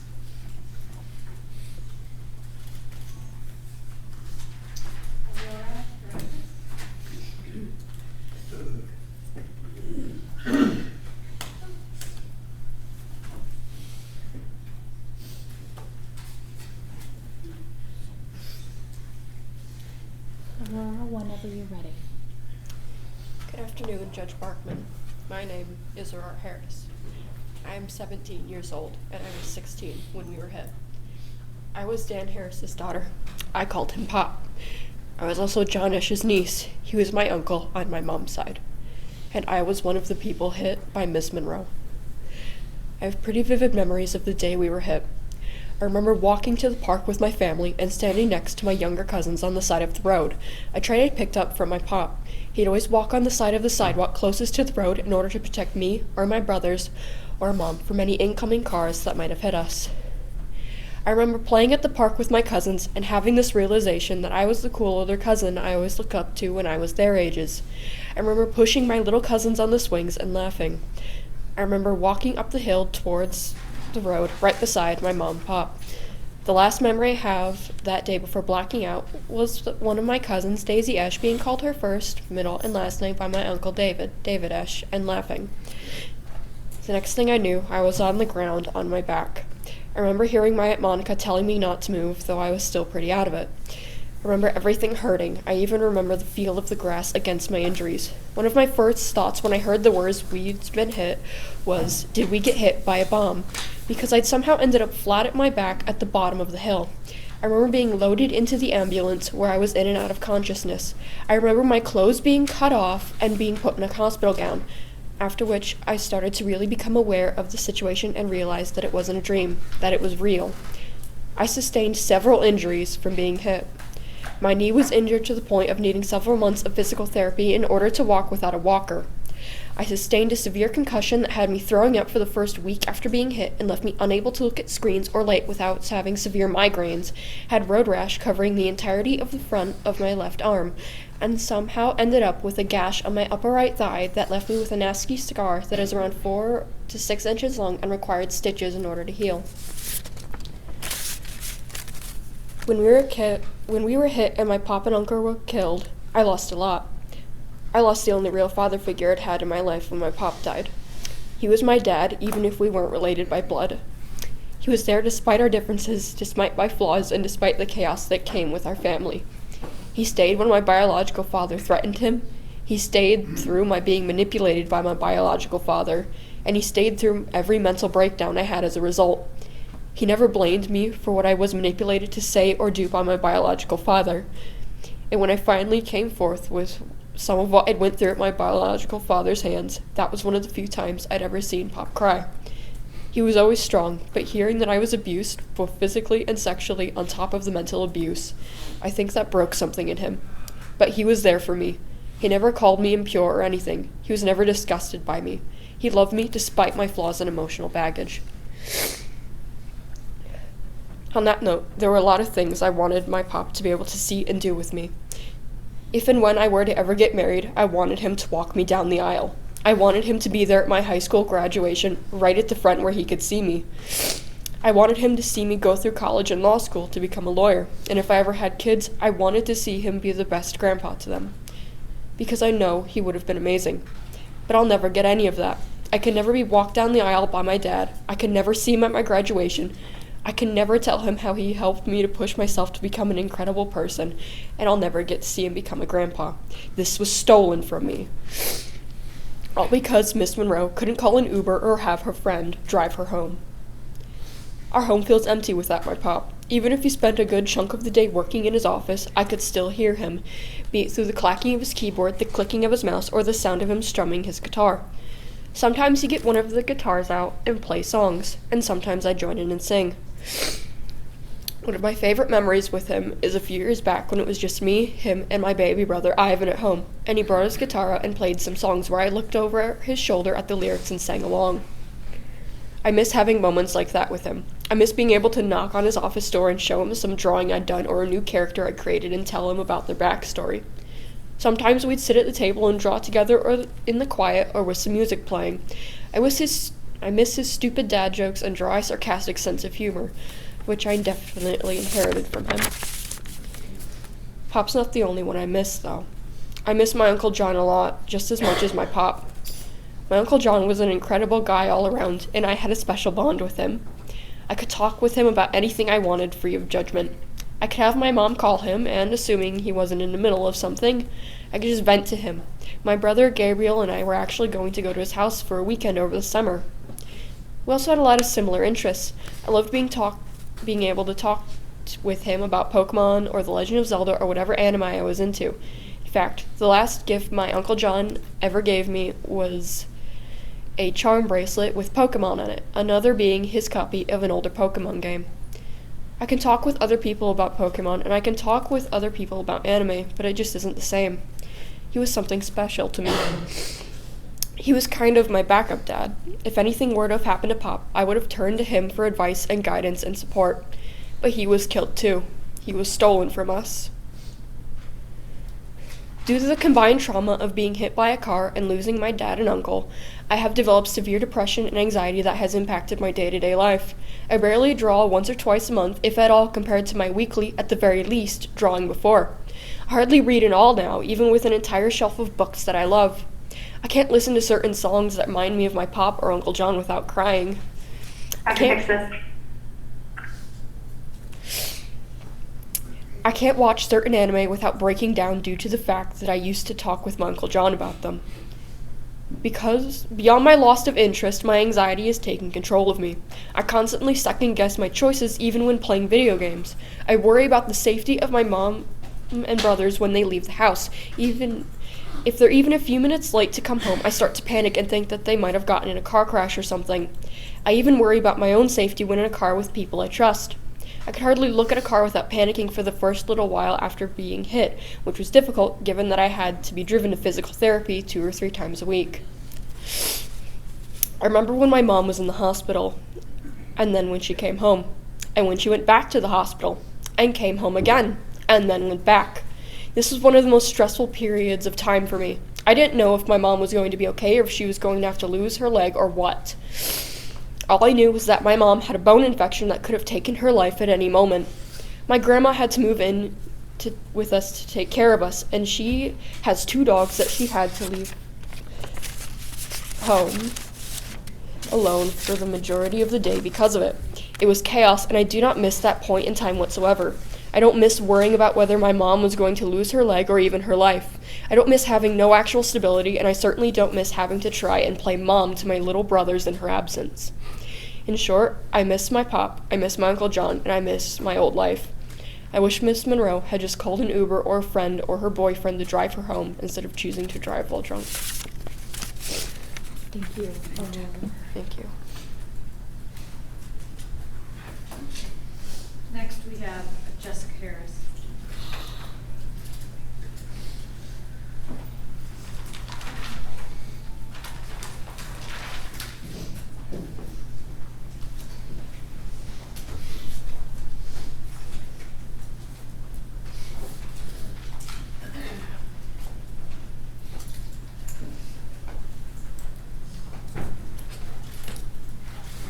Mrs. Harris, whenever you're ready. Good afternoon, Your Honor. My name is Jessica Harris. On May 18th, 2024, I was a wife to Dan, big sissy to John, mom to Aurora, Gabe, Henry, and Ivan, sister, aunt, cousin, and niece to others hurt that day. Today, my life looks very different. I may look healthy and strong standing before you, but inside I'm falling to pieces. I miss my husband and little brother every minute of every day. It feels like there's a black hole in my chest that could swallow me up at any moment.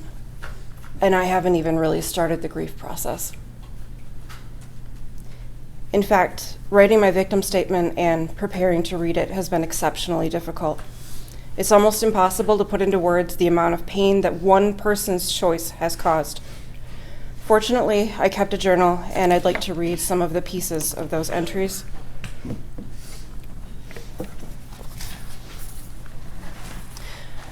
I've had really bad nerve pain for a couple hours, and this nerve pain, it felt like my foot was being dipped in acid.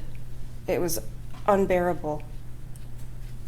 I noticed that when the boys hugged me goodnight, the pain went away. Yesterday, I had to call the credit card company to tell them that my husband is deceased. I felt like I got punched in the chest. I could hardly function the rest of the night. I just finally got home from the hospital this evening. I have an infection in my leg. Everything hurts.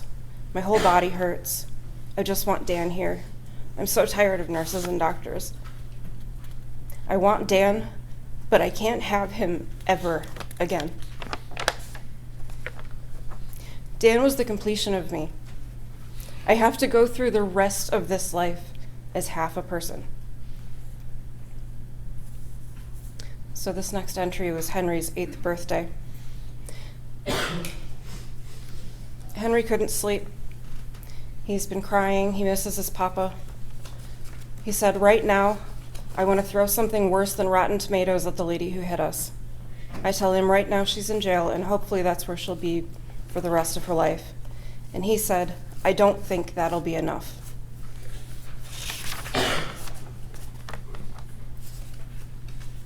I keep hoping and waiting to wake up from this nightmare. It's been almost 6 months and everything still feels unreal. Dan and I built a life in spite of so many challenges. Our life was so good. He was so good to me and the kids. He loved us so hard, and we loved him so much back. The life I had with him felt like a dream. We talked about that a lot, how it almost felt unreal to have found each other. Sometimes I wonder if I dreamed him up, but I know I didn't. I saw his lifeless body. I can still see the sheet covering his head and feel his refrigerator cold arm in my hands. I've never had a nightmare feel so real. I'd still love to wake up if I could.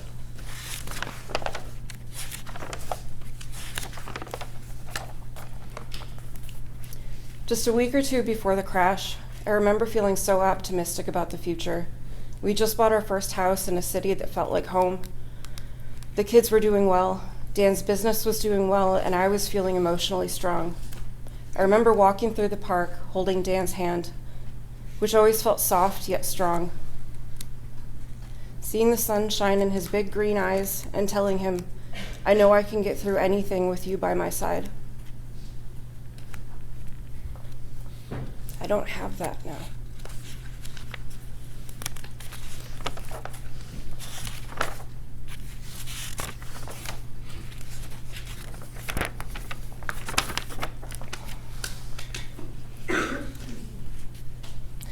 So for 515 days, Miss Monroe has been incarcerated. But for 515 days, I fought for my life.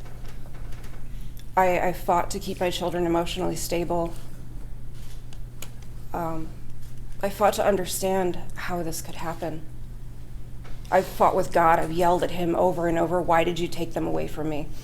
Because I blame God, because I can't possibly find it in my heart to understand how a person could do something so horrible. Dan and John were really two of the world's best men. They were so full of love for others. They made life joyful, and life feels hollow without them. There's no more "hey sissy" when I call John. The house is quiet without Dan filling it with music and dad jokes. They were our biggest support and fantastic examples to my kids, and I don't say that lightly. They also gave really great hugs. On May 18th, 2024, I joined my family to celebrate my brother's new job.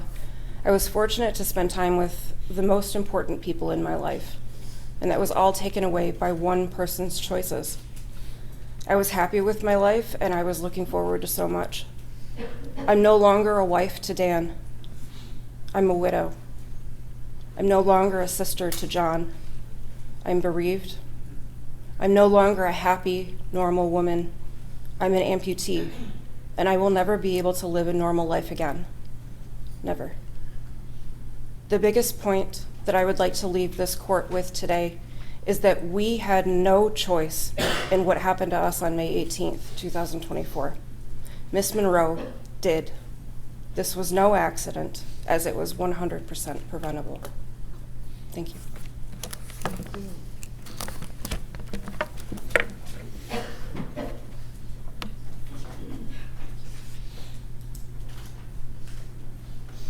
Your Honor, that is the last victim statement. Thank you. Does the prosecution wish to allocute before sentencing? Yes, Your Honor. Thank you.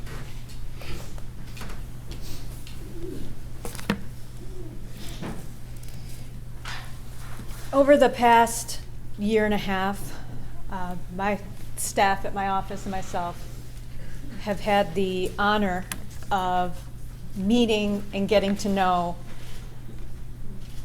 all the members of the family that were struck that day. And we've had to have the most impossible decisions with them about initial charges, if we should run a preliminary examination and ask Judge Clarizio at the time to send the case up on murder, if we should have a trial, consulting with them on what kind of offer, if any, should be extended to the defendant. And I want this court to know, even though today technically is about the sentencing of the defendant, that that family over there has acted with nothing but grace and love, and are truly an example of how families should treat each other when the unthinkable happens. I wish I'd never met these people under these circumstances. I really wish it had been other circumstances, because there are people there that are such good humans. And it really makes you wonder, and I've dealt with a lot of crime, a lot of horrific things that have happened to people in their lives. Why, when something like this happens, does it happen to people like that? And I thought of all the people, and I was taking note when they were speaking, of all the people there that day.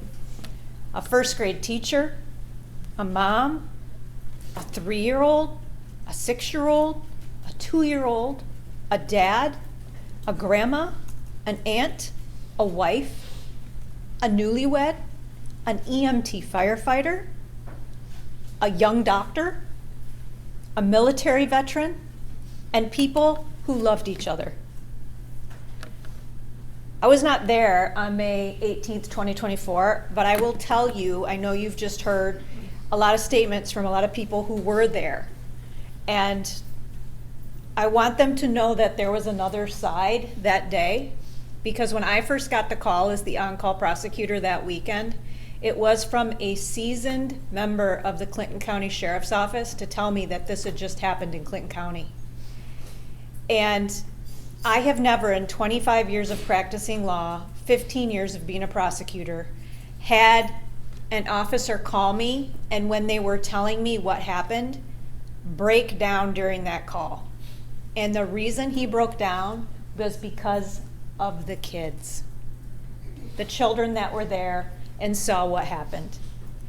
And right in that moment, even though I didn't fully understand the magnitude of what was happening in our county, I knew that this was something so horrific that it had rattled someone with that seniority. The victims, their family, their friends, their supporters, their colleagues have shared so much with this court about who John and Dan were, about how their lives have been impacted. And there are some people who questioned the agreement for the 30-year minimum on this. And I know that was an impossible decision for the family of Dan and John to make. And I want to be clear that that is the minimum sentence. That is the Killebrew agreement. That is what we stand by today, that she not be eligible for parole for 30 years. And I hope she reflects on this, she understands that this isn't something that happened to her. This isn't something bad luck that happened to Ashley Monroe that day. That's not fate. That's not none of that. This happened to them, not her. She made multiple choices that day, and although the drinking and driving has been mentioned multiple times, and that's certainly a large part of it here, because we know from her blood results that she was a .195, keep in mind we're not here on operating while intoxicated causing death.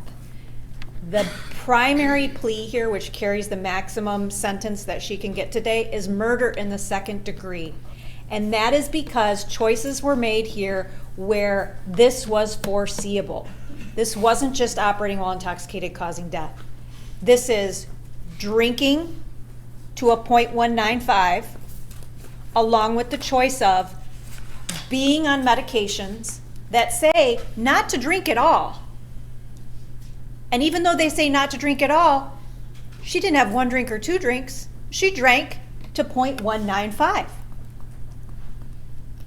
It is the choice of driving in that car, getting behind the wheel, continuing to drive for about 2 miles down Wacusta Road, going off the road to the right, going into opposing traffic on the left in no passing zones over hilly areas, doing that multiple times and not making the right choice at any time to pull over her car and stop. I had the opportunity to go to the scene where all of our survivors and our victims were hit. I walked that scene, and what struck me the most looking at what's there is this is clearly a park area. This happened in daylight. This happened in a space where a driver would reasonably be able to see that going through that section of the roadway, they should be exercising reasonable caution based on what is on that road, what is around it. There was plenty of space to see the number of people that were there, dressed in bright colors, standing there in the middle of the day. We have evidence from Monica Fabice that when she was coming towards the guardrail where this family stood, she wasn't even looking out her windshield. She was looking straight down. What was she doing? Some people have guessed maybe on a phone. Some people have guessed who knows what. But she wasn't looking at the road. So with medications, alcohol, not looking at the road, swerving all over the road, and not making a choice out of the multiple times she did that to pull over, she made choices. As one of the victims pointed out, multiple choices. And those choices took choices away from these good people back here. This isn't something that happened to her. It happened to them. And I have heard things about, of course, she doesn't have any convictions on her record for prior criminal acts. And I get that. I do. And I know the court has to consider that. But there is a difference here between intent and impact. And when the court looks at the snow factors, Part of what the sentence has to be is deterrence. I don't have a time machine, I know this court certainly doesn't, to turn it back and bring Dan and John back, to bring back Jessica's leg, to bring back all the trauma they've been through. But the court can say to the community, this will not be tolerated, because the sheer damage that it does to the citizens who live here, who visit here, who are here, there has to be a message sent to others in the community that when you make choices like the defendant did, the penalty is going to be severe. The consequences are going to be severe. 30 years probably isn't enough. It's not. But when you have these impossible conversations about going to trial with a jury and seeing what a jury does, it was the decision that was right at the time.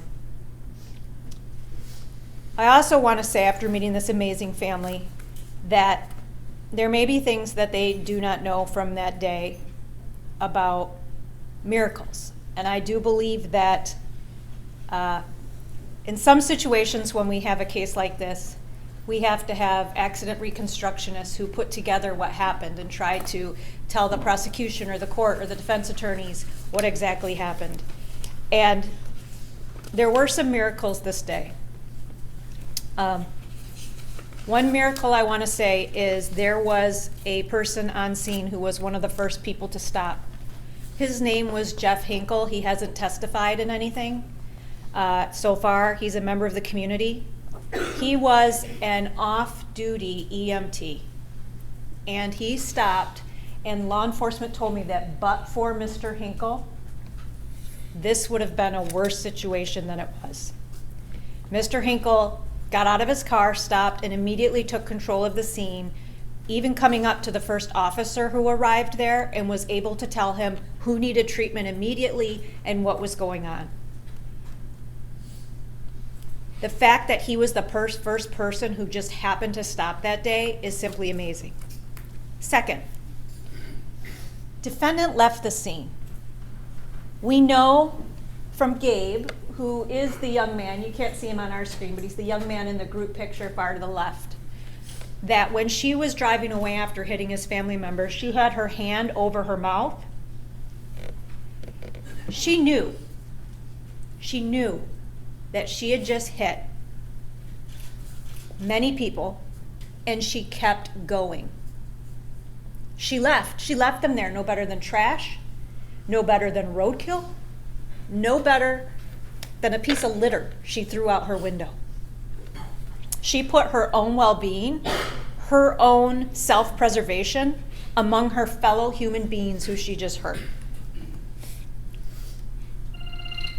Perhaps the only way she was actually apprehended, and we know who did this, and we're able to be here today, is because of some miracle of the universe. 2 deputies from the Clinton County Sheriff's Office who were coming to the scene and were in the right place at the right time, taking a route they normally actually wouldn't have taken but for the fact that one officer was training another,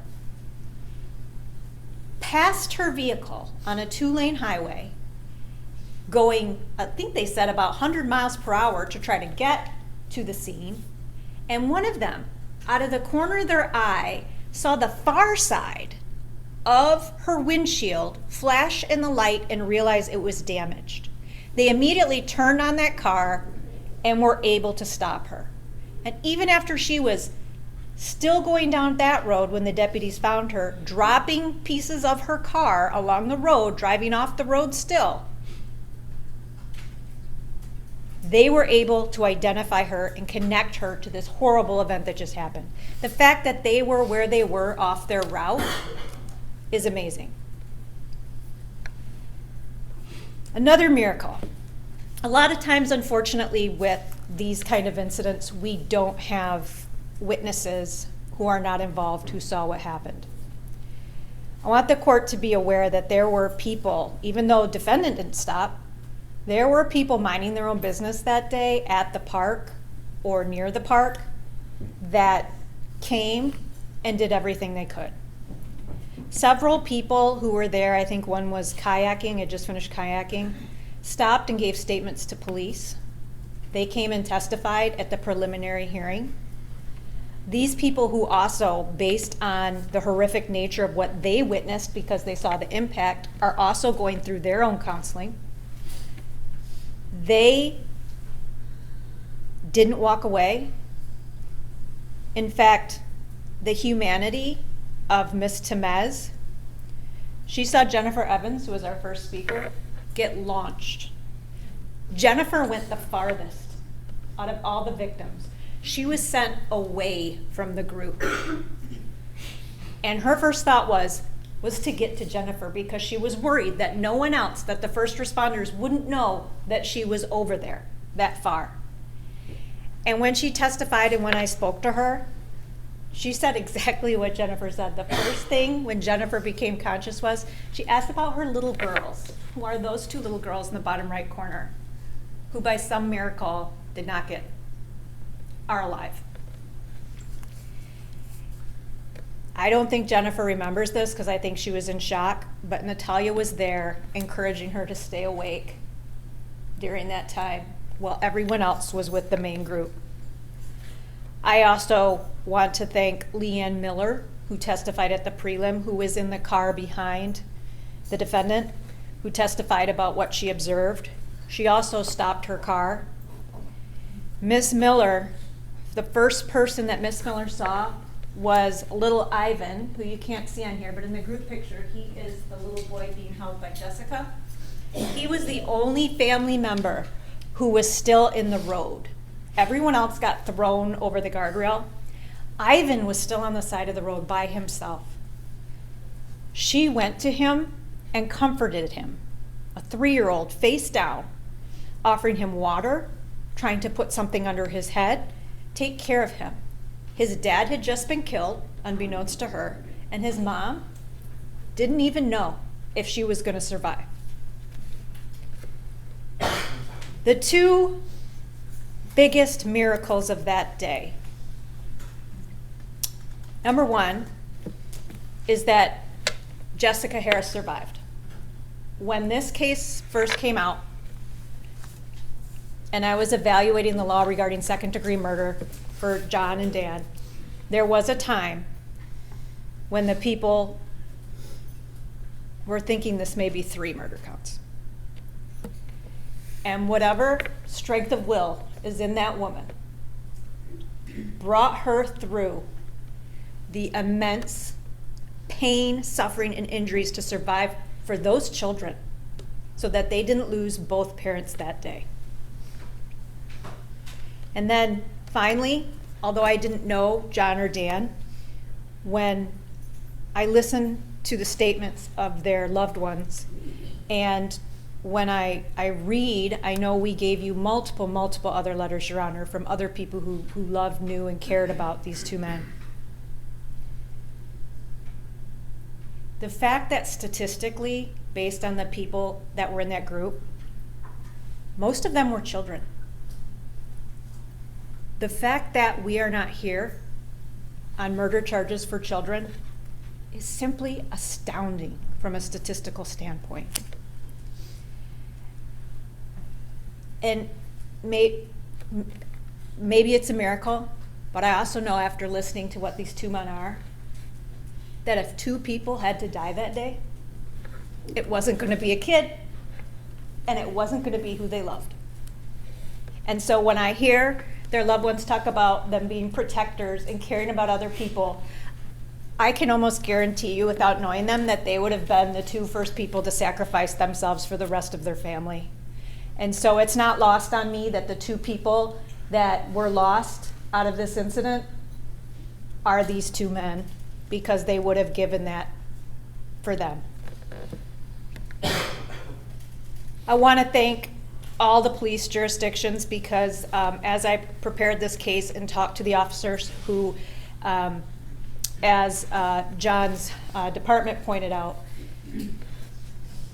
they worked very hard on this case. One officer told me, in fact, that he will never forget this case because as soon as the call came out that multiple people were injured, that it was a fatality, and that there were a lot of kids involved, that the radio did not stop beeping with all the departments from all the areas who started coming lights and sirens to help. And he said, I will never forget that. You couldn't get through. There wasn't a department in the area that was not on their way to provide help for this family.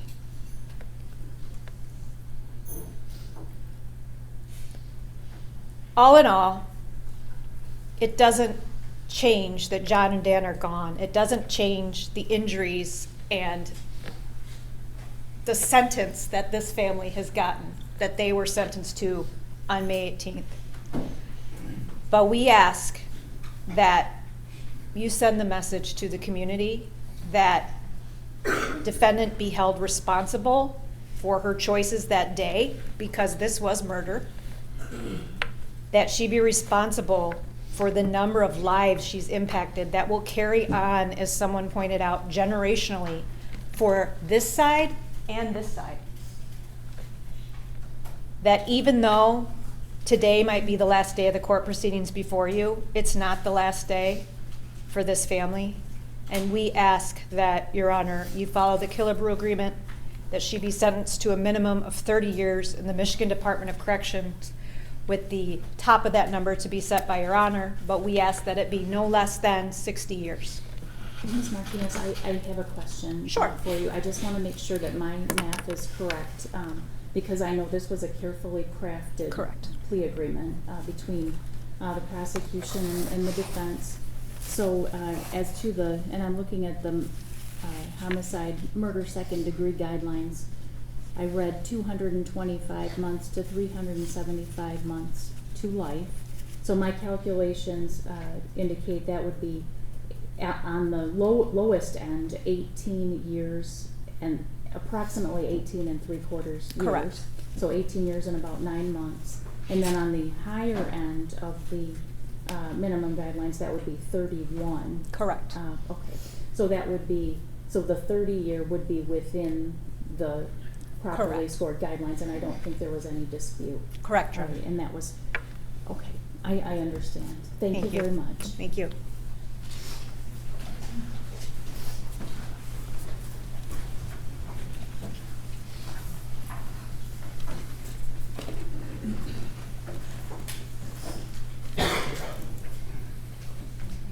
Ms. Monroe, the criteria and the reasons for the sentence is the nature and the gravity of this offense, the punishment or discipline to you that is appropriate, the potential for your rehabilitation or reformation, the protection of society and deterrence against you or someone else committing this offense again.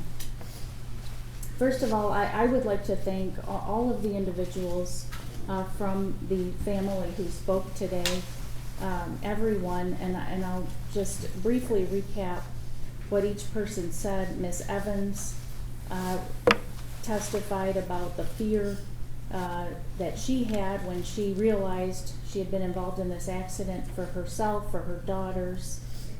Ms. Pack, who bravely came up and spoke about, again, her fears with this terrible incident. Captain Tiefel, who spoke on behalf of Firefighters Union, talking about losing a brother that day in John, and he made a statement that was particularly poignant to this court.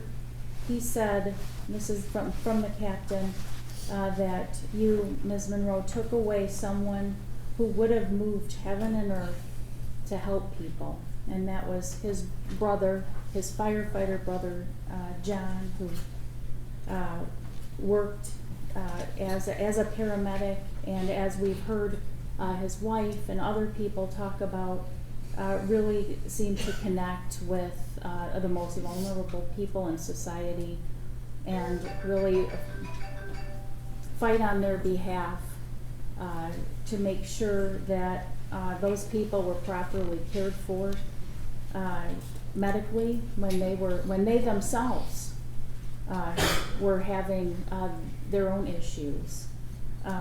And Ms. Monroe, it sounds as if had the situation been different, and he would have cared for you too in that incident.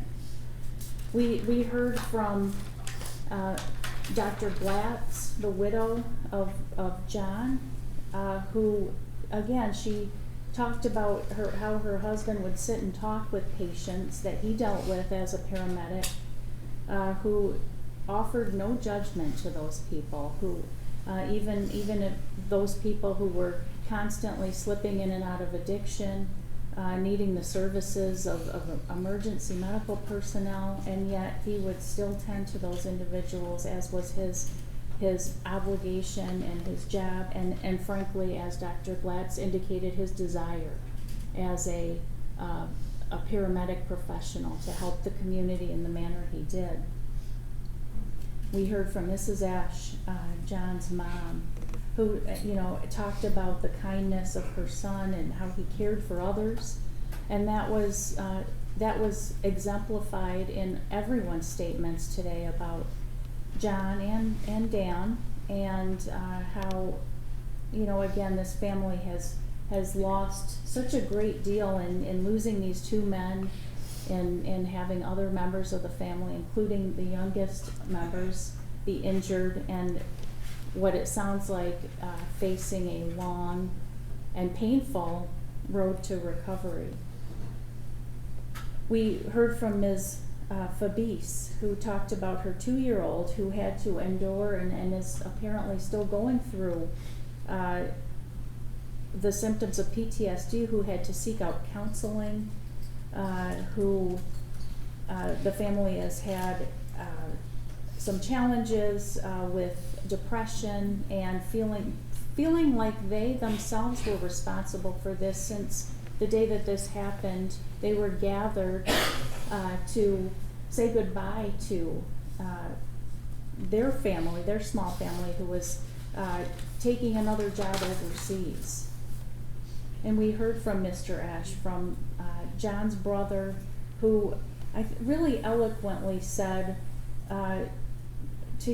in addressing you, Ms. Monroe, what you're getting today is nothing like what our relatives have been going through for the past 515 days.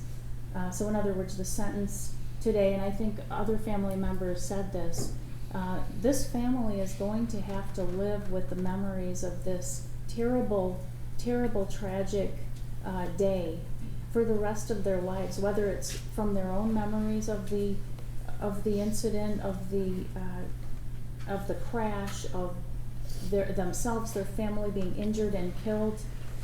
A number of these family members have talked about reliving those moments in their lives and not being able to see a day where they don't either experience the physical pain or the mental pain of reliving those moments. Mr. Esch also talked about the fact that again, the powerlessness of himself not being able to help some of the victims, while his wife, on the other hand, was performing CPR in a failed attempt to revive her brother-in-law. And again, I think that it went without saying that this was one of the best days. This day started out as one of the best days in this family's lives. Family traveling from out of state, from out of the area to meet, to say goodbye for now to Monica and David, who would be moving overseas, and their young daughter, enjoying time outside in the sun. And I do remember that this was a beautiful day outside. They were gathered in the park to enjoy, and I think someone said playing in the same playground that some of the family members played in when they were young children, and just enjoy each other's company. And it became the worst day of this family's life. We heard from Mrs. Harris, Dan's wife, who talked again about her own horrific injury, her own struggle for survival. We heard the prosecution say they originally thought this might be a 3-count homicide case, but through her own persistence and desire to carry forward, despite her husband's death, she survived. We heard her struggles, and we heard Aurora's elocution about losing her dad. Well, we heard again statements from the family, and I'm just compiling them here. They will never be able to live normal lives again. And at the end, once all the family members had made their statement, the prosecution, Ms. Martinez, said she has wondered, why do things like this happen to people like this? People that were just out enjoying their time together. And really, you know, I don't think there's a good answer to it. But what we do know is that Miss Monroe, the defendant in this case, made what I understand to be the worst choice that she's ever made in her life. She made the choice to, while on prescription medication, consume a very large amount of alcohol to the point where her blood alcohol level was, as has been stated, 0.195, way more than anyone should be consuming, and then making the choice to step behind the wheel of a vehicle and then operate that vehicle and unfortunately crash into this family. And I agree with Ms. Martinez's sentiments that many miracles happened this day, and it is a miracle that we are not here mourning the losses of more of these family members.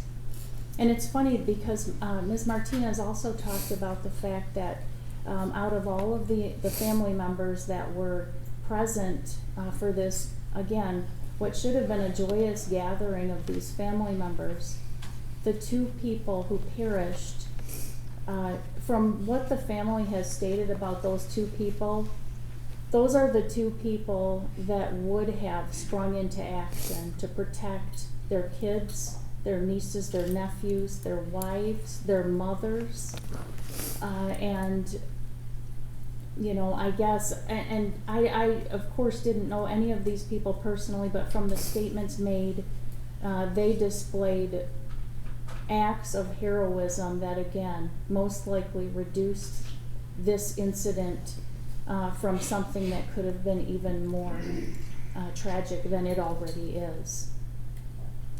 So again, Ms. Monroe, I'm sure that if you could dial back this incident, and you know, you didn't make a statement, and I don't hold that against you in any way, but I'm sure that if you could dial back this incident, you would.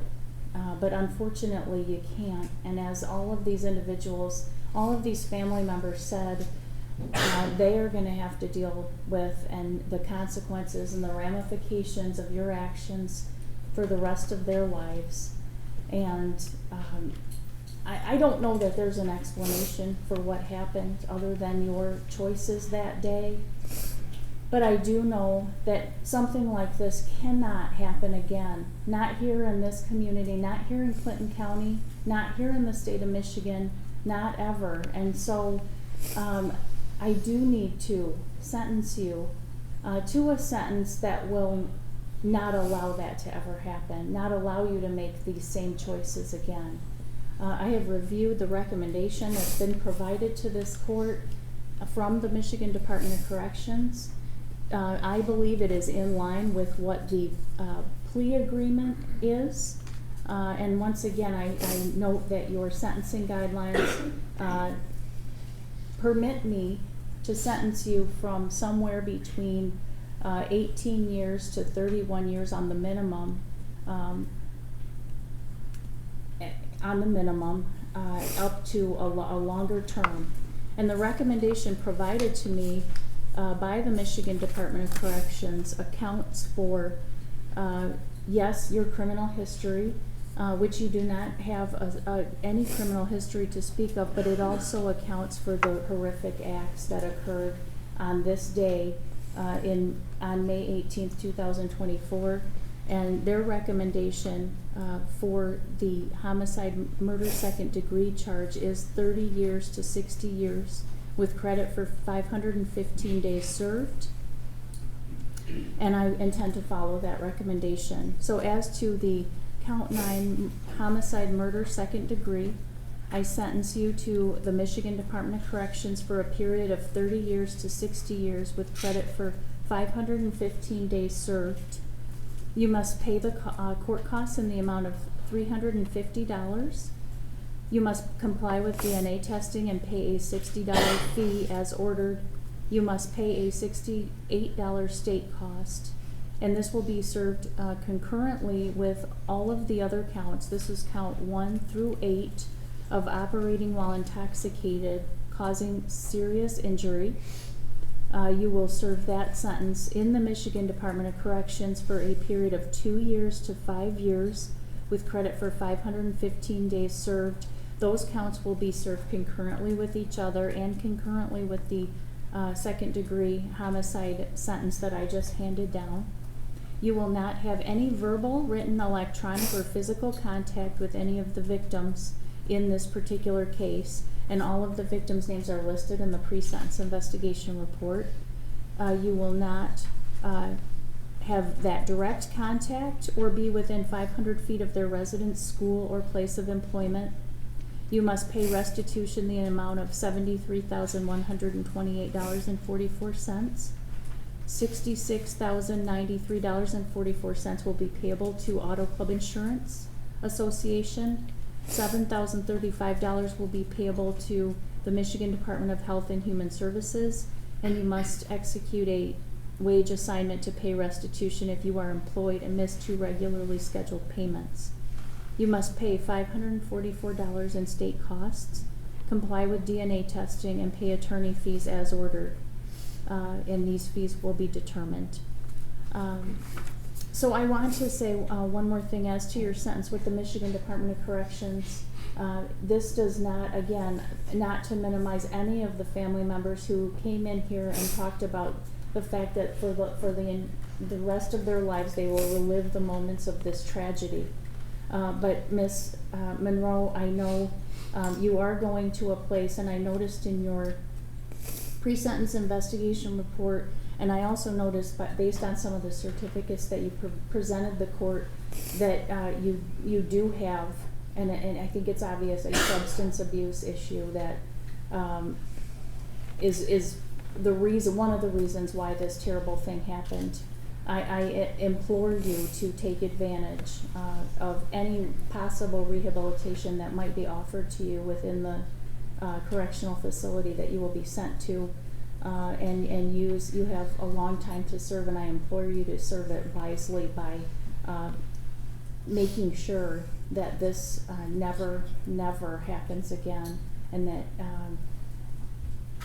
no one else and that this sentence deters anyone else from engaging in this type of reckless conduct. So with that said, you will be handed a document that notifies you that if you wish to appeal this sentence, you may do so by sending one copy of the document to the address listed on the form no later than 42 days from today. The other copy of the form, it's the same form, 2 copies will be returned to me, and I'll place it in the court file. And I would ask you to initial that copy. Do you need to address anything else? Just briefly, Your Honor. Sure. Mr. Falposh from the Department of Corrections just notified me that in addition that. Yes, Your Honor. I noticed it was omitted for the crime victims assessment, $130. It's mandatory. Okay, that will be included then. Thank you. $130 for the crime victim. Thank you. Thank you for pointing that out. Anything else that we need to address from the defense? Your Honor, we'll just acknowledge receipt of the notice of appellate rights, and the client initial and date that and provided it back to the court. She's receiving her copy now. Nothing additional from defense. All right, thank you very much. We are adjourned.